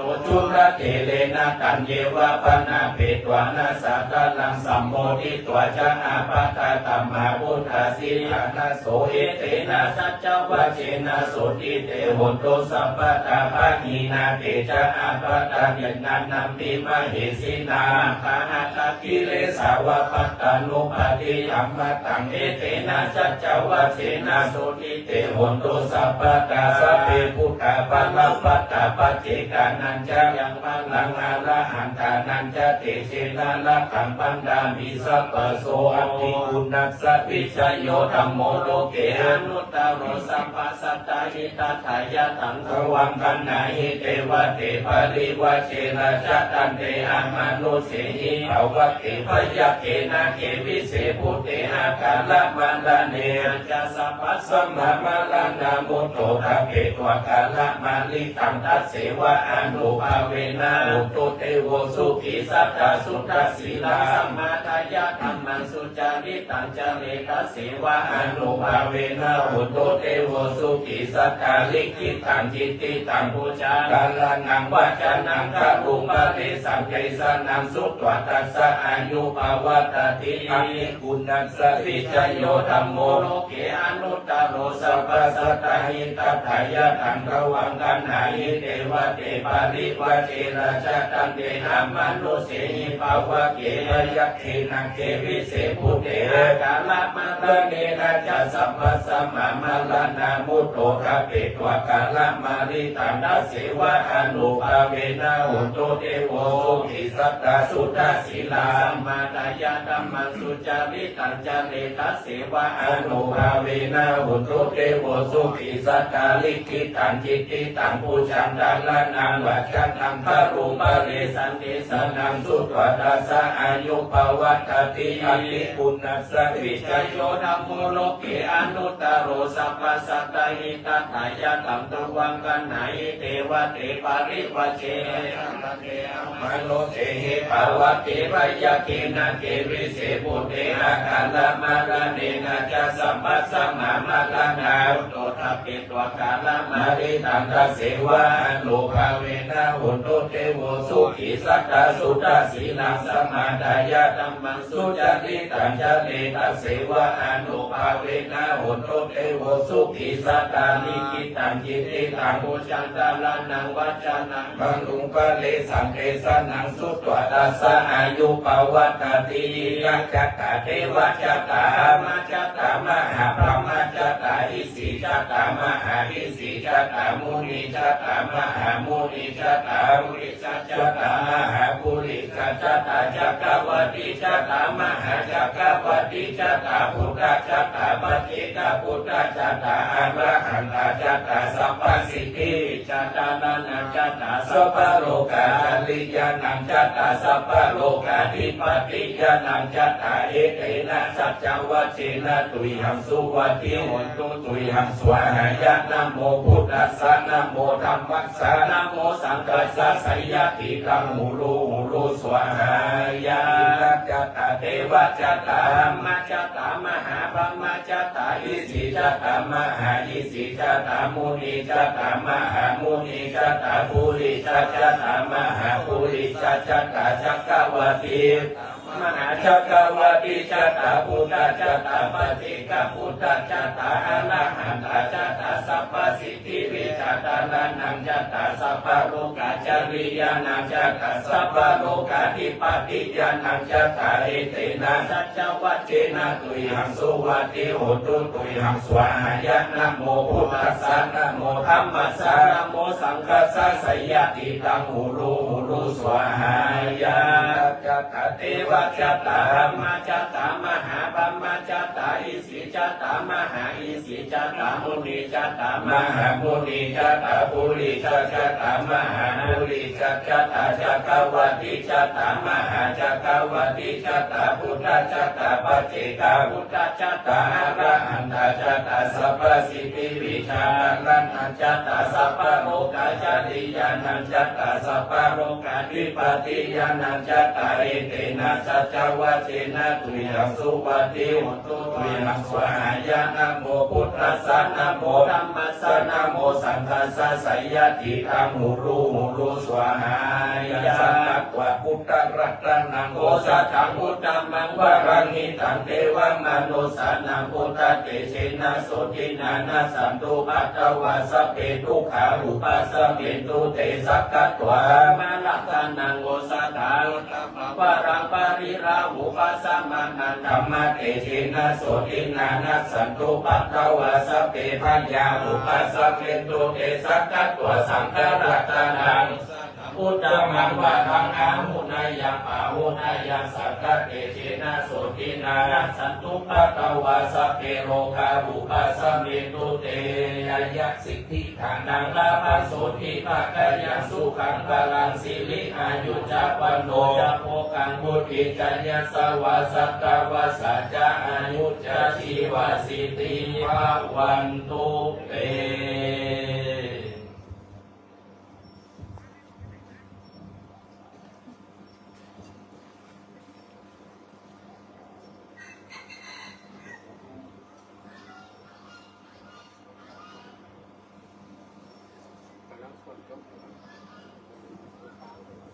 วันนี้คณะสงฆ์มีหลวงพ่อเจ้าคณะอำเภอเกาะคาทางมหานิกายและธรรมยุทธิการนิกาย เจ้าคณะอำเภอห้างชัดรองเจ้าคณะอำเภอห้างชัดรองเจ้าคณะอำเภอเมืองสกลนครรองเจ้าคณะอำเภอห้างชัดรองเจ้าคณะอำเภอเมืองลำพูนเป็นต้นบาจารย์หลวงพ่อวัดจำไซมูลกรรมหาเถระลำพูนเชียงใหม่ลำปางได้เมตตาเจริญพระพุทธมนต์สืบชะตาหลวงถวายแก่พระครูเมธีธรรมวงศ์เป็นที่เรียบร้อยต่อจากนี้ไปตามอริยะหีบบ้านกองเมืองจะได้สุมาควตาได้โอกาสเวรตามตั้งจิตตั้งใจจะได้ถวายต่อพระราชวงศ์บุรพมหากษัตริยาธิราชจะได้สุมาควตาต่อไปอิตังโนสัพพวะทุปุโยปการนาวิเศษสัตตานังวรันตักขินายากายะตัวเลวะจิตัวเลมโน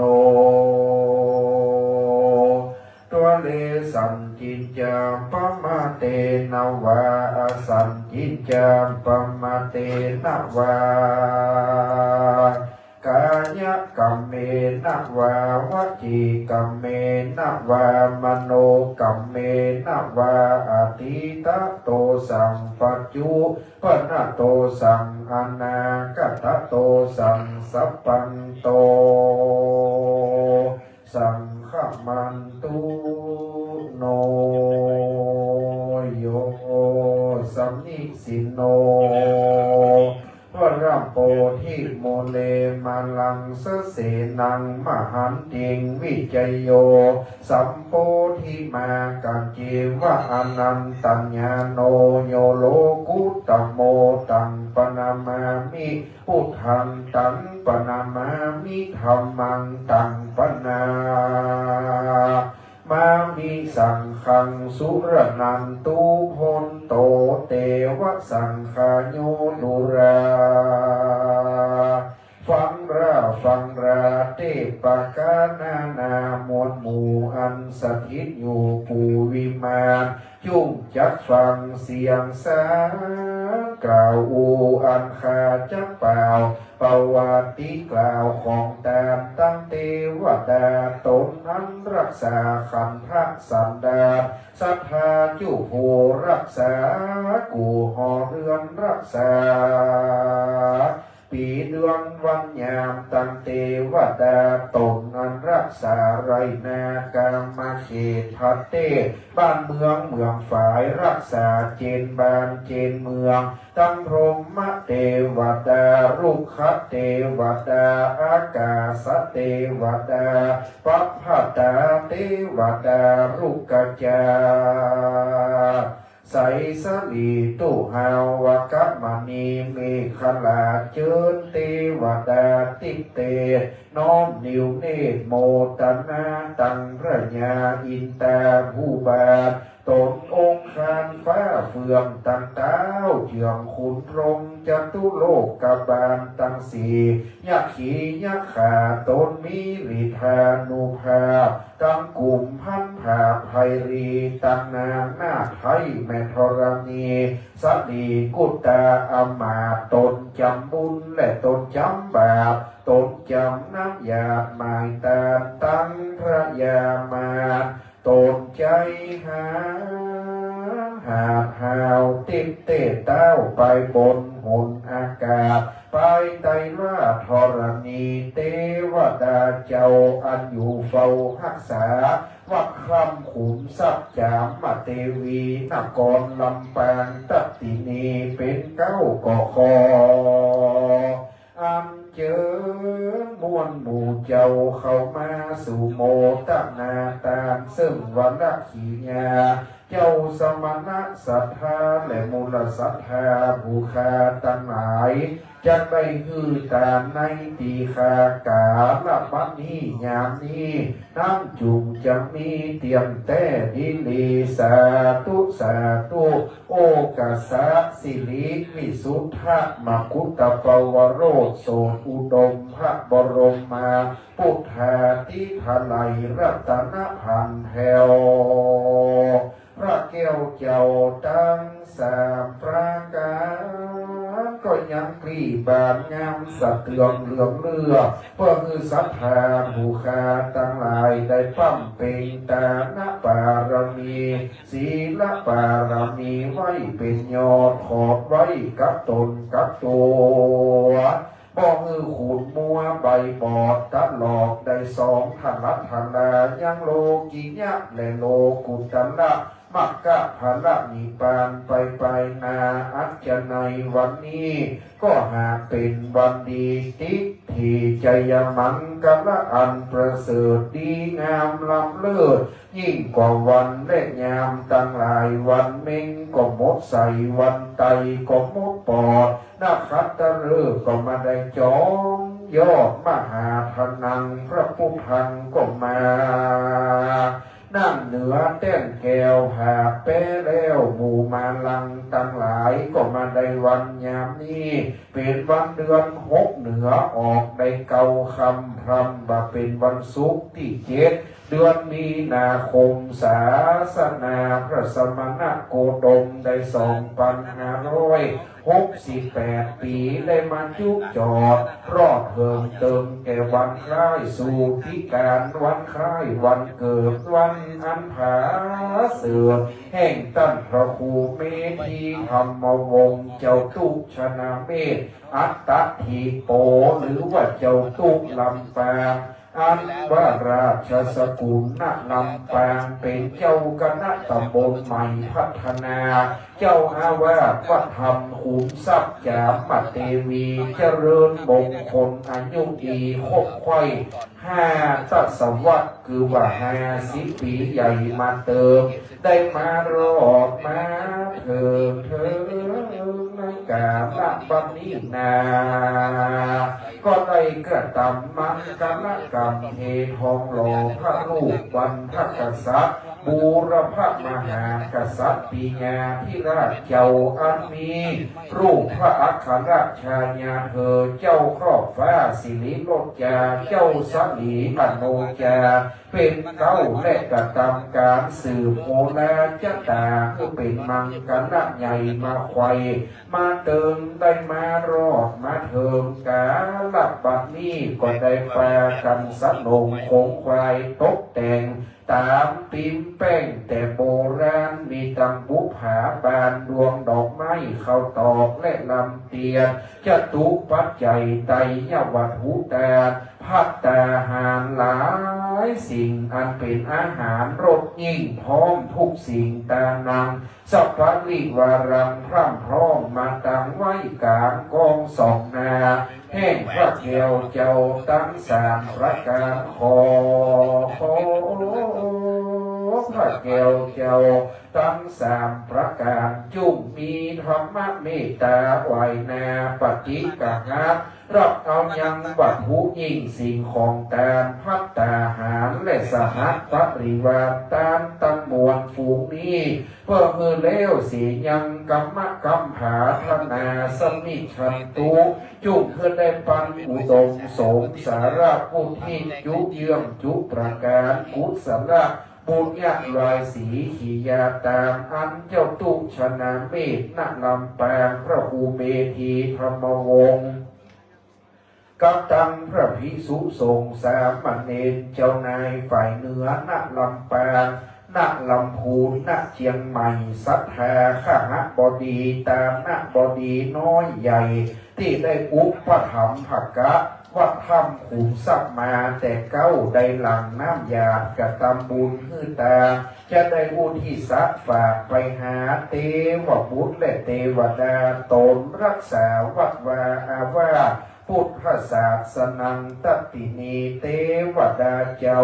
ตนอยู่เฝ้ารักษากาญาเนื้อตนตัวอันไปก่อนนาและตามหลังพระภูมิเจ้าตี้แม่พระธรณีสลีกุตาอมาตนจำบุญจำบาปตนจำน้ำหยาดหมายตามอินตาพรหมยมมาราชคุดหน้าน้ำพระระไมไอสวนแม่ธรณีเจ้าตี้เจ้าถามเต้าจตุโลกกบาลสี่องค์คานจอมเชื่องเงาพ่อเกิดแม่เกิดเจ้ากรรมนายเวรแห่งตนตัวภัยมันบ่เต่าแต่นั้นจะขอถวายผายแผ่เป็นพระราชกุศลแด่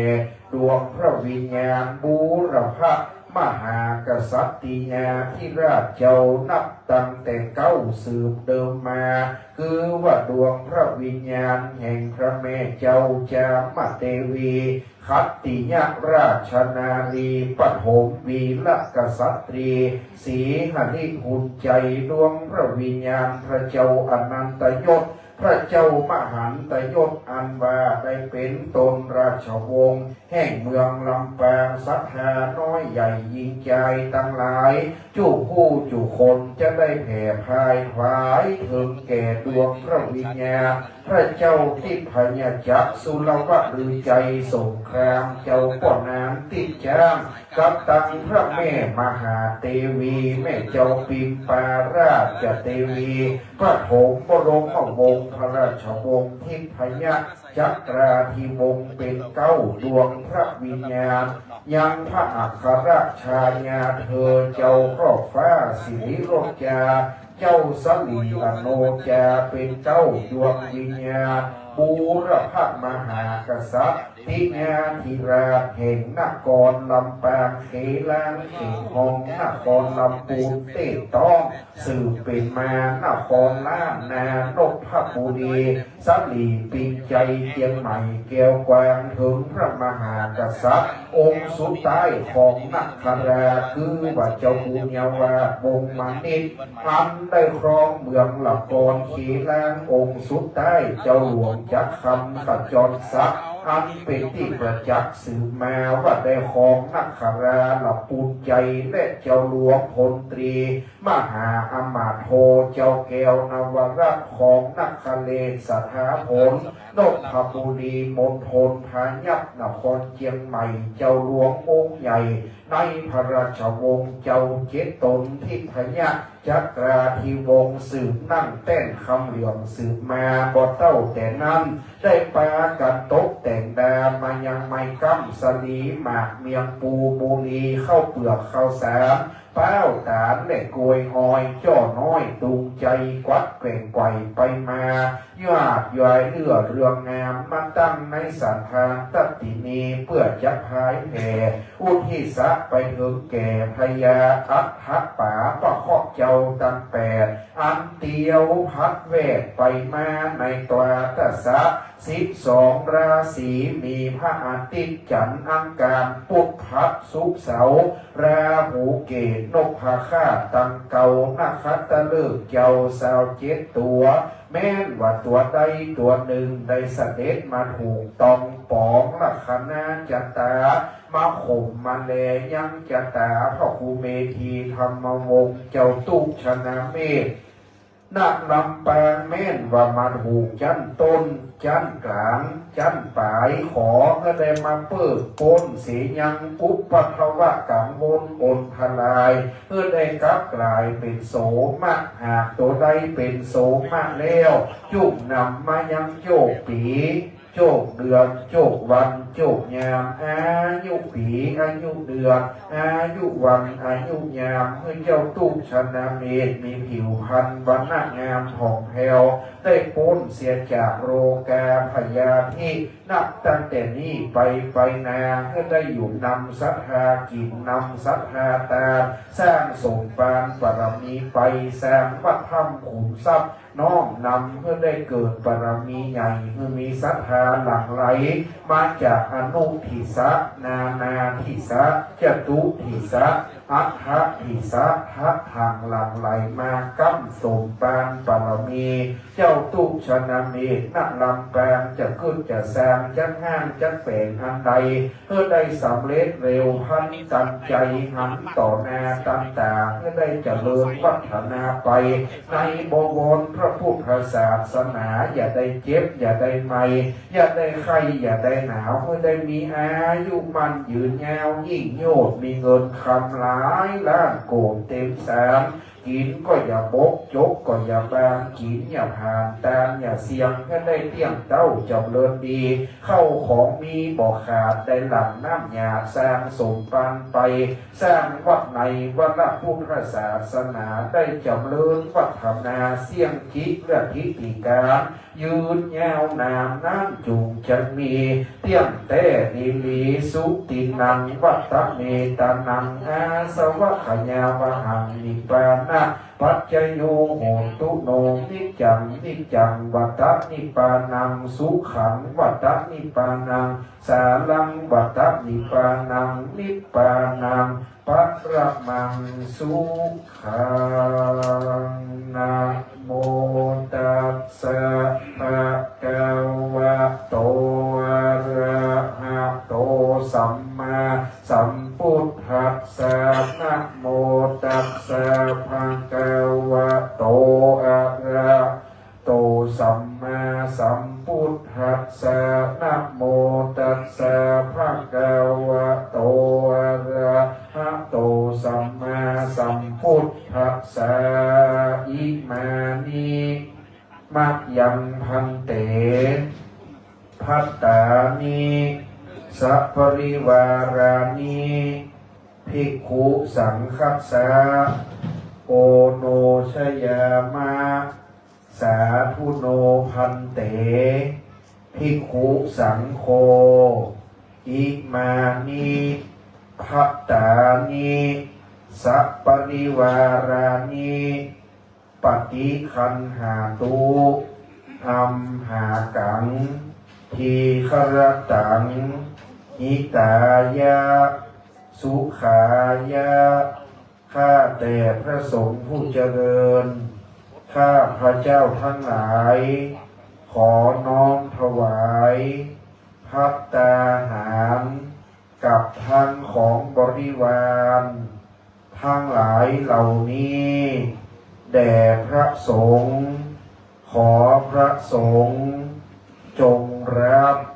ภัตตาหาร กับทางของบริวารทั้งหลายเหล่านี้ของข้าพเจ้าทั้งหลายเพื่อประโยชน์และความสุขแก่ข้าพเจ้าทั้งหลายตลอดกาลนานเทอญ สาธุ จากนั้นจะได้น้อมประชิดถวายกันพระพุทธ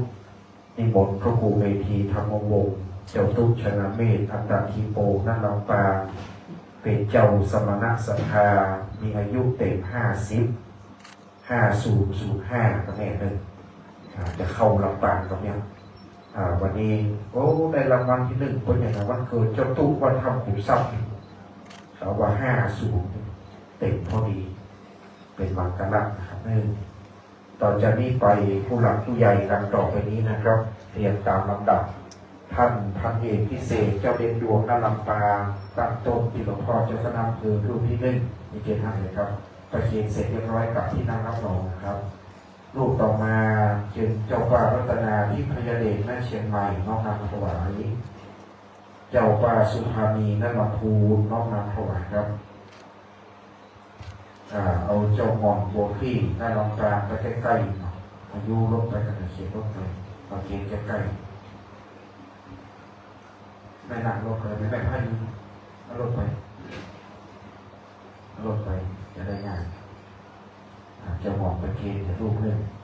คุณแม่ดร.ศรีนวลครับดีน้องถวาย1 รูป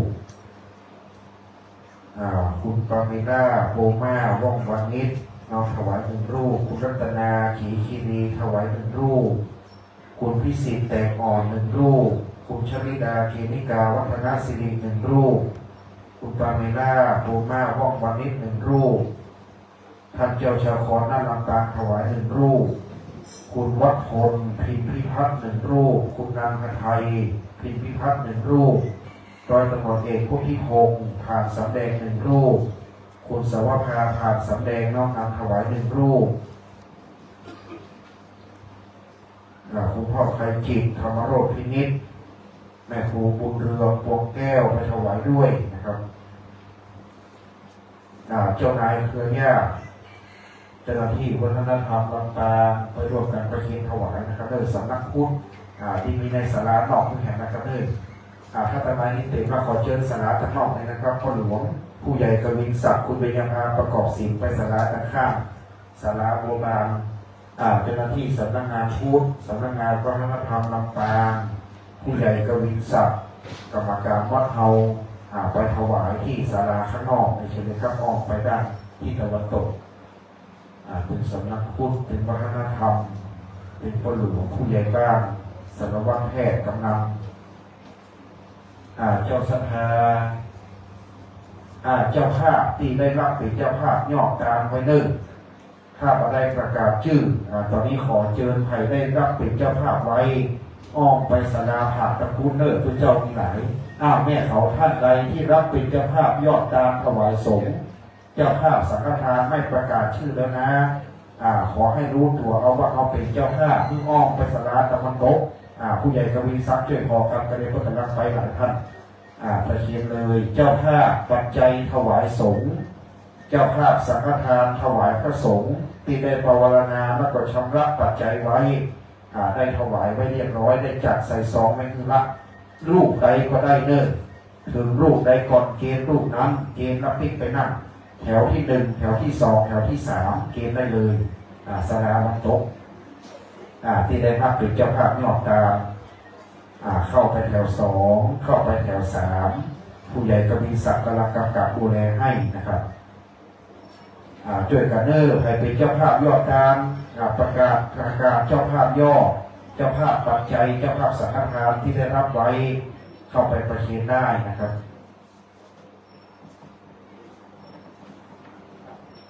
บอกเกณฑ์ยังไม่พอมาเกณฑ์นี้เกณฑ์ตัวลุงส่งเกณฑ์ที่พอเข้ามาให้พอเข้ามาตรงนี้หลวงพ่อวัดหัวทุ่งนี่หัวทุ่งวัดสามนี่ตัวจะได้รับประเคนให้หลวงพ่อเกณฑ์ให้เลยตัวลุงตัวมาช่วยงานสาธุอันนี้เป็นสหธรรมิกแล้วก็ถวายพระภิกษุณีด้วย2 รูปเจ้าคุณบุญทันเนาะคุณบุญทันถวายอย่างที่ร้อนนะเนาะสาธุเกณฑ์ได้ยัง ขอเลยโอเคครับขอบคุณทางให้ผมบอกปฏิกระอาจารย์ขึ้นมา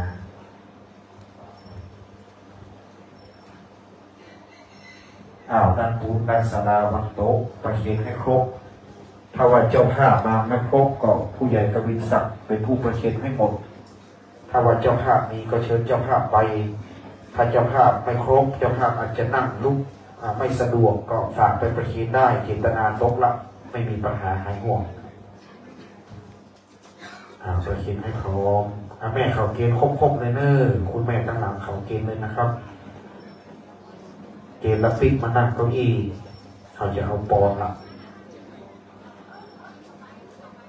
แม่ปิ๊กมาขอบคุณเจ้าภาพทุกปีทุกงานฝากศรัทธาเจ้าภาพทุกคนทุกท่านว่าทำมีงานต้องมาช่วยตลอดเจ้าภาพโรงทานโรงทานวันนี้ในนามเจ้าตุ้ชนะเมฆขอประกาศฝากขอบคุณโรงทาน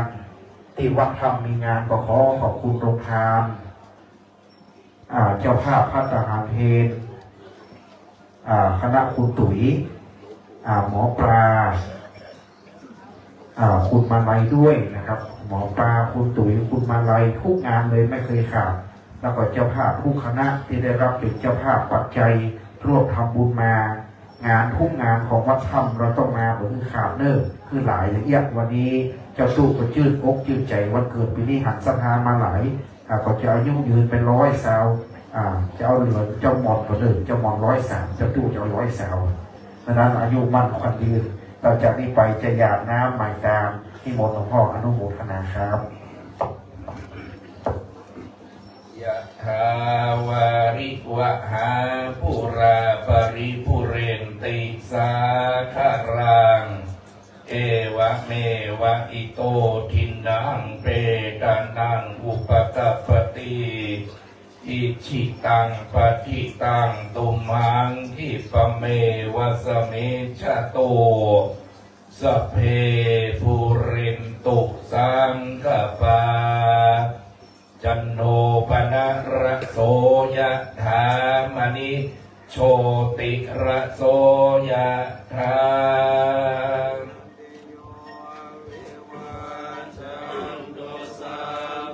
โรโภวินาสตุมาเตภวะโตอันตรายสุขีทิกายุโกภวะอภิวาทนาสิเนจังวุฒาปัจจายิโนจัตตารโรวัฏันติอายุวันโนสุขังพลังโสอัตตนาโทสุขิโตพุทธัสสะสเนอโรโคสุขิโตโกอิสหสัพเพหิยาติวิโสอัตตลัตโตสุขิโตวิรุณโมพุทธัสสะสเนอโรโคสุขิโตโหอิสหสัพเพหิยาติวิโสอัตตลัตโตสุขิโตวิรุณโมพุทธัสสะสเนอโรโคสุขิโตโหอิสหสัพเพหิยาติภิภวตุสัพพมันราคันตุสัพพเทวตาสัพพพุทธานุภาเวนัสสนาโสติภวันตุเต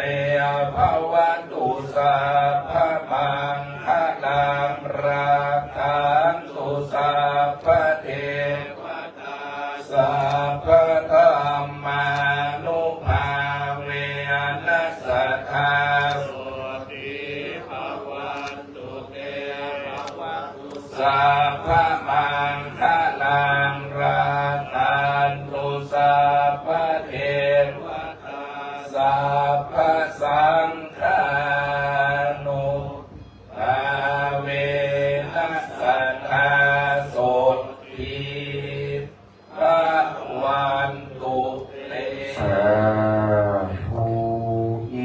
ตังตานากัมมังนิพพานาปัจจยโยโหตุโนนิจังยิตังศีลกัมมังปานาปัจจยโยโหตุโนนิจังยิตังภาวนามังนิพพานาปัจจยโยโหตุโนนิจังยังกินเจกุศลังตัปปังกัมมังสัพเพหิกาเตหิกาตังปุญญังโนอนุโมสุนันตุหนโตเยเทวาอัสสมิงคาเนอติกาตาติขายุกาสัทธาโตสัพพะสัตตานังสุขีอัตตานังปาริหารันตุมาตาสุขิตาหนตุทุกขังพัมมุญจันตุสัพเพยาตากาสุขิตาหนตุทุกขังมุญจันตุสัพเพอะยาตากาสุขิตาหนตุทุกขังมุญจันตุสัพเพปิสาสัพเพยัคขาสัพเพเปตาสุหนตุทุกขังพัมมุญจันตุสัพเพนัคขัตตาสุขิตาหนตุทุกขังพัมมุญจันตุสัพเพเทวาตาหนตุทุกขังพัมมุญจันตุสัพเพอาจาริโยปัจฉายาสุหนตุทุกขังพัมมุญจันตุสัพพะสัมปตินังสามิชันตุโมวันตามิพุทธังสัพพังเมธัมมาธัมเมพันเตวันตามิธัมมังสัพพังเมโตสังฆัมมาธัมเมวันตามิสังฆังสัพพังเมโตสังฆัมมาธัมเมพันเตวันตามิกัลโลอุปัชฌายาจาริเยเมโตสังฆัมมาธัมเมพันเตวันตามิกัมมัฏฐานังสัพพังเมโตสังฆัมมา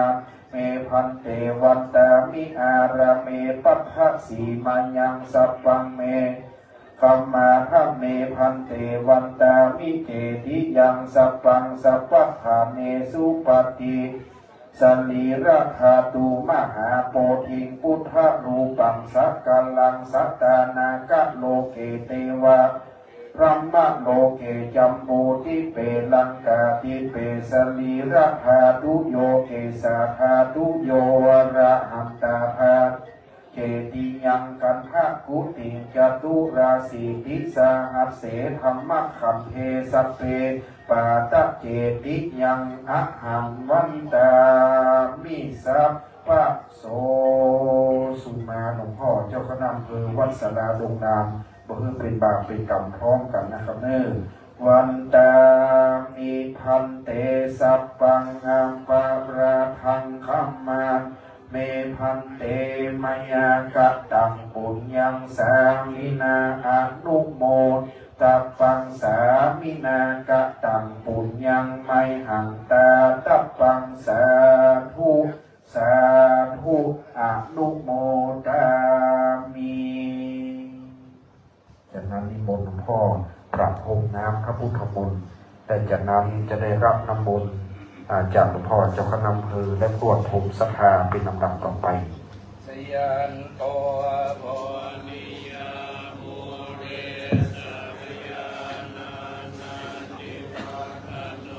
นิมนต์ครูบาพระมหาสมเพชรนะครับเด้อวัดสันป่าฝ้ายชื่อครูบาเจ้าเพชรได้เมตตาพรมน้ำมนต์ศรัทธาญาติโยมชิตาปันนังเกสีเสปะทวิโภคะเลอภิเสเกสัพพุทธานังอาคาปะโตปะโมทันติสุนาคาตังสุมังคังสุปปาตังสุโหติตังสุขโนสุโมโหโตจะสุนิตังพระมจาริสุปทากินังกายกรรมังปะทากินังปะทากินังมโนกรรมังปะเนทิเตปะทาปะทากินานิกตวานะละพันตาเทปะทากิเนสาธุขโยมช เฟอร์คนขับรถรับพยาทานในศาลานิมนต์พระสังฆเจ้าฉันเพลที่โรงฉันทิศทางใต้นะครับศรัทธาผู้มีเกียรติในเจ้านายไฟเหนือเราร่วมกันรับประทานอาหารกลางวันศรัทธาสาธุชนในทานเข้าที่โรงทานโรงทานทุกโรงเปิดบริการเลยลูกหลานพระเจดีย์สาวหลังแห่เฉลิมฉลองสมโภชนักบัดนี้สมโภชขึ้นเลยขอบคุณทุกท่านใครจะถวายปัจจัยถวายของขวัญมุทิตาสักการะก็มาถวายได้ศรัทธาจะถวายปัจจัยถวายของขวัญวันเกิดก็มาถวายได้โรงทานทุกโรงเปิดบริการขอบคุณเจ้านายไฟเหนือในกี่ข้าวตอนคณะสงฆ์ไปเพลที่ศาลาโรงฉันคณะสงฆ์ทุกรูปวันนี้คณะสงฆ์เชียงใหม่ก็มาหลายคณะสงฆ์ลำพูนก็มาเยอะคณะสงฆ์ลำปางก็เป็นเจ้าภาพนะครับนิมนต์คณะสงฆ์เพลเลยนะครับ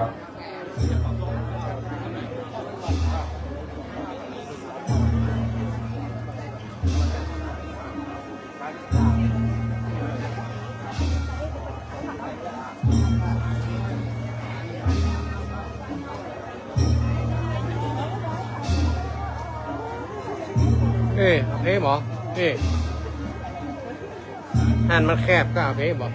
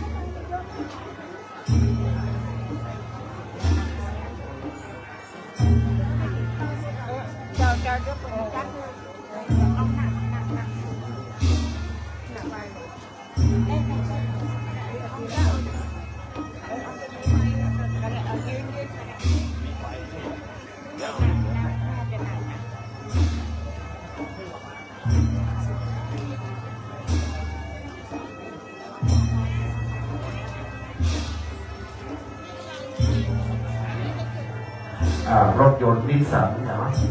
นำมาล่าหมายเลขทะเบียนไม่มี 8288นวนาถนิสสัน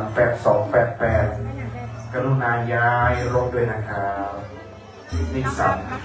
8288รถหัวพุ่งหรือเปล่า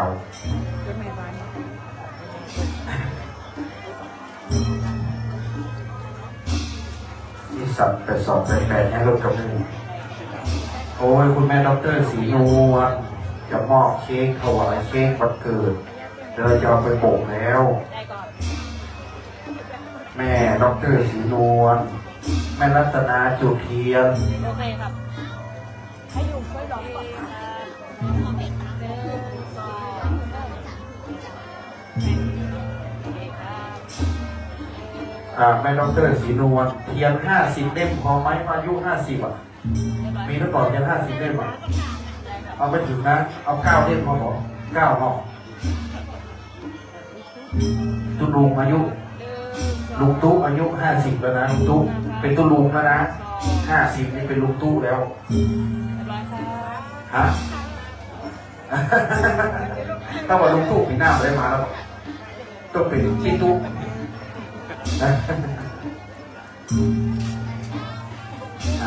แม่สินวลแม่รัตนาแฮปปี้เบิร์ธเดย์แฮปปี้เบิร์ธเดย์ทูยูอันนี้แม่ใหญ่ของพวกเราแม่ดอกเตอร์อุปถัมภ์ตลอดแม่ดอกเตอร์จะถวายปัจจัยถวายเค้กกับดีๆนะคุณแม่ทั้งสองลุงน้อยบันทึกภาพยึดทองคำเทปชัตเตอร์คุณภาพเชียงใหม่จะได้บันทึกภาพสาธุสาธุ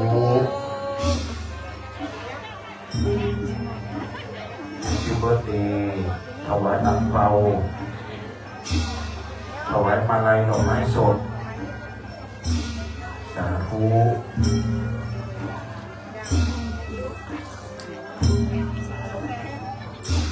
คุณแม่ดอกเตอร์ว่าอุปถัมภ์ตลอดกาลตลอดไปนี่โมท่านประครูเป่าเค้กเลยครับนี่โมท่านประครูเป่าเค้กสุขภาพแข็งแรงอายุยืนนานหมื่นปี แม่คะเข้าอีกเหรอ เจ้านายไฟเหนือ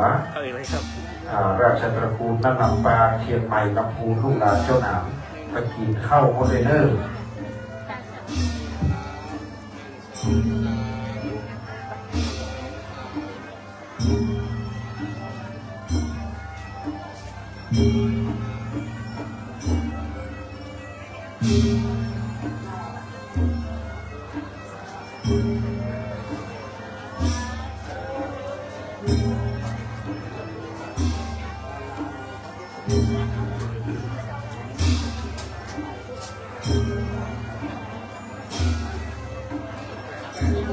งั้นตามไปจับแกะค่ะ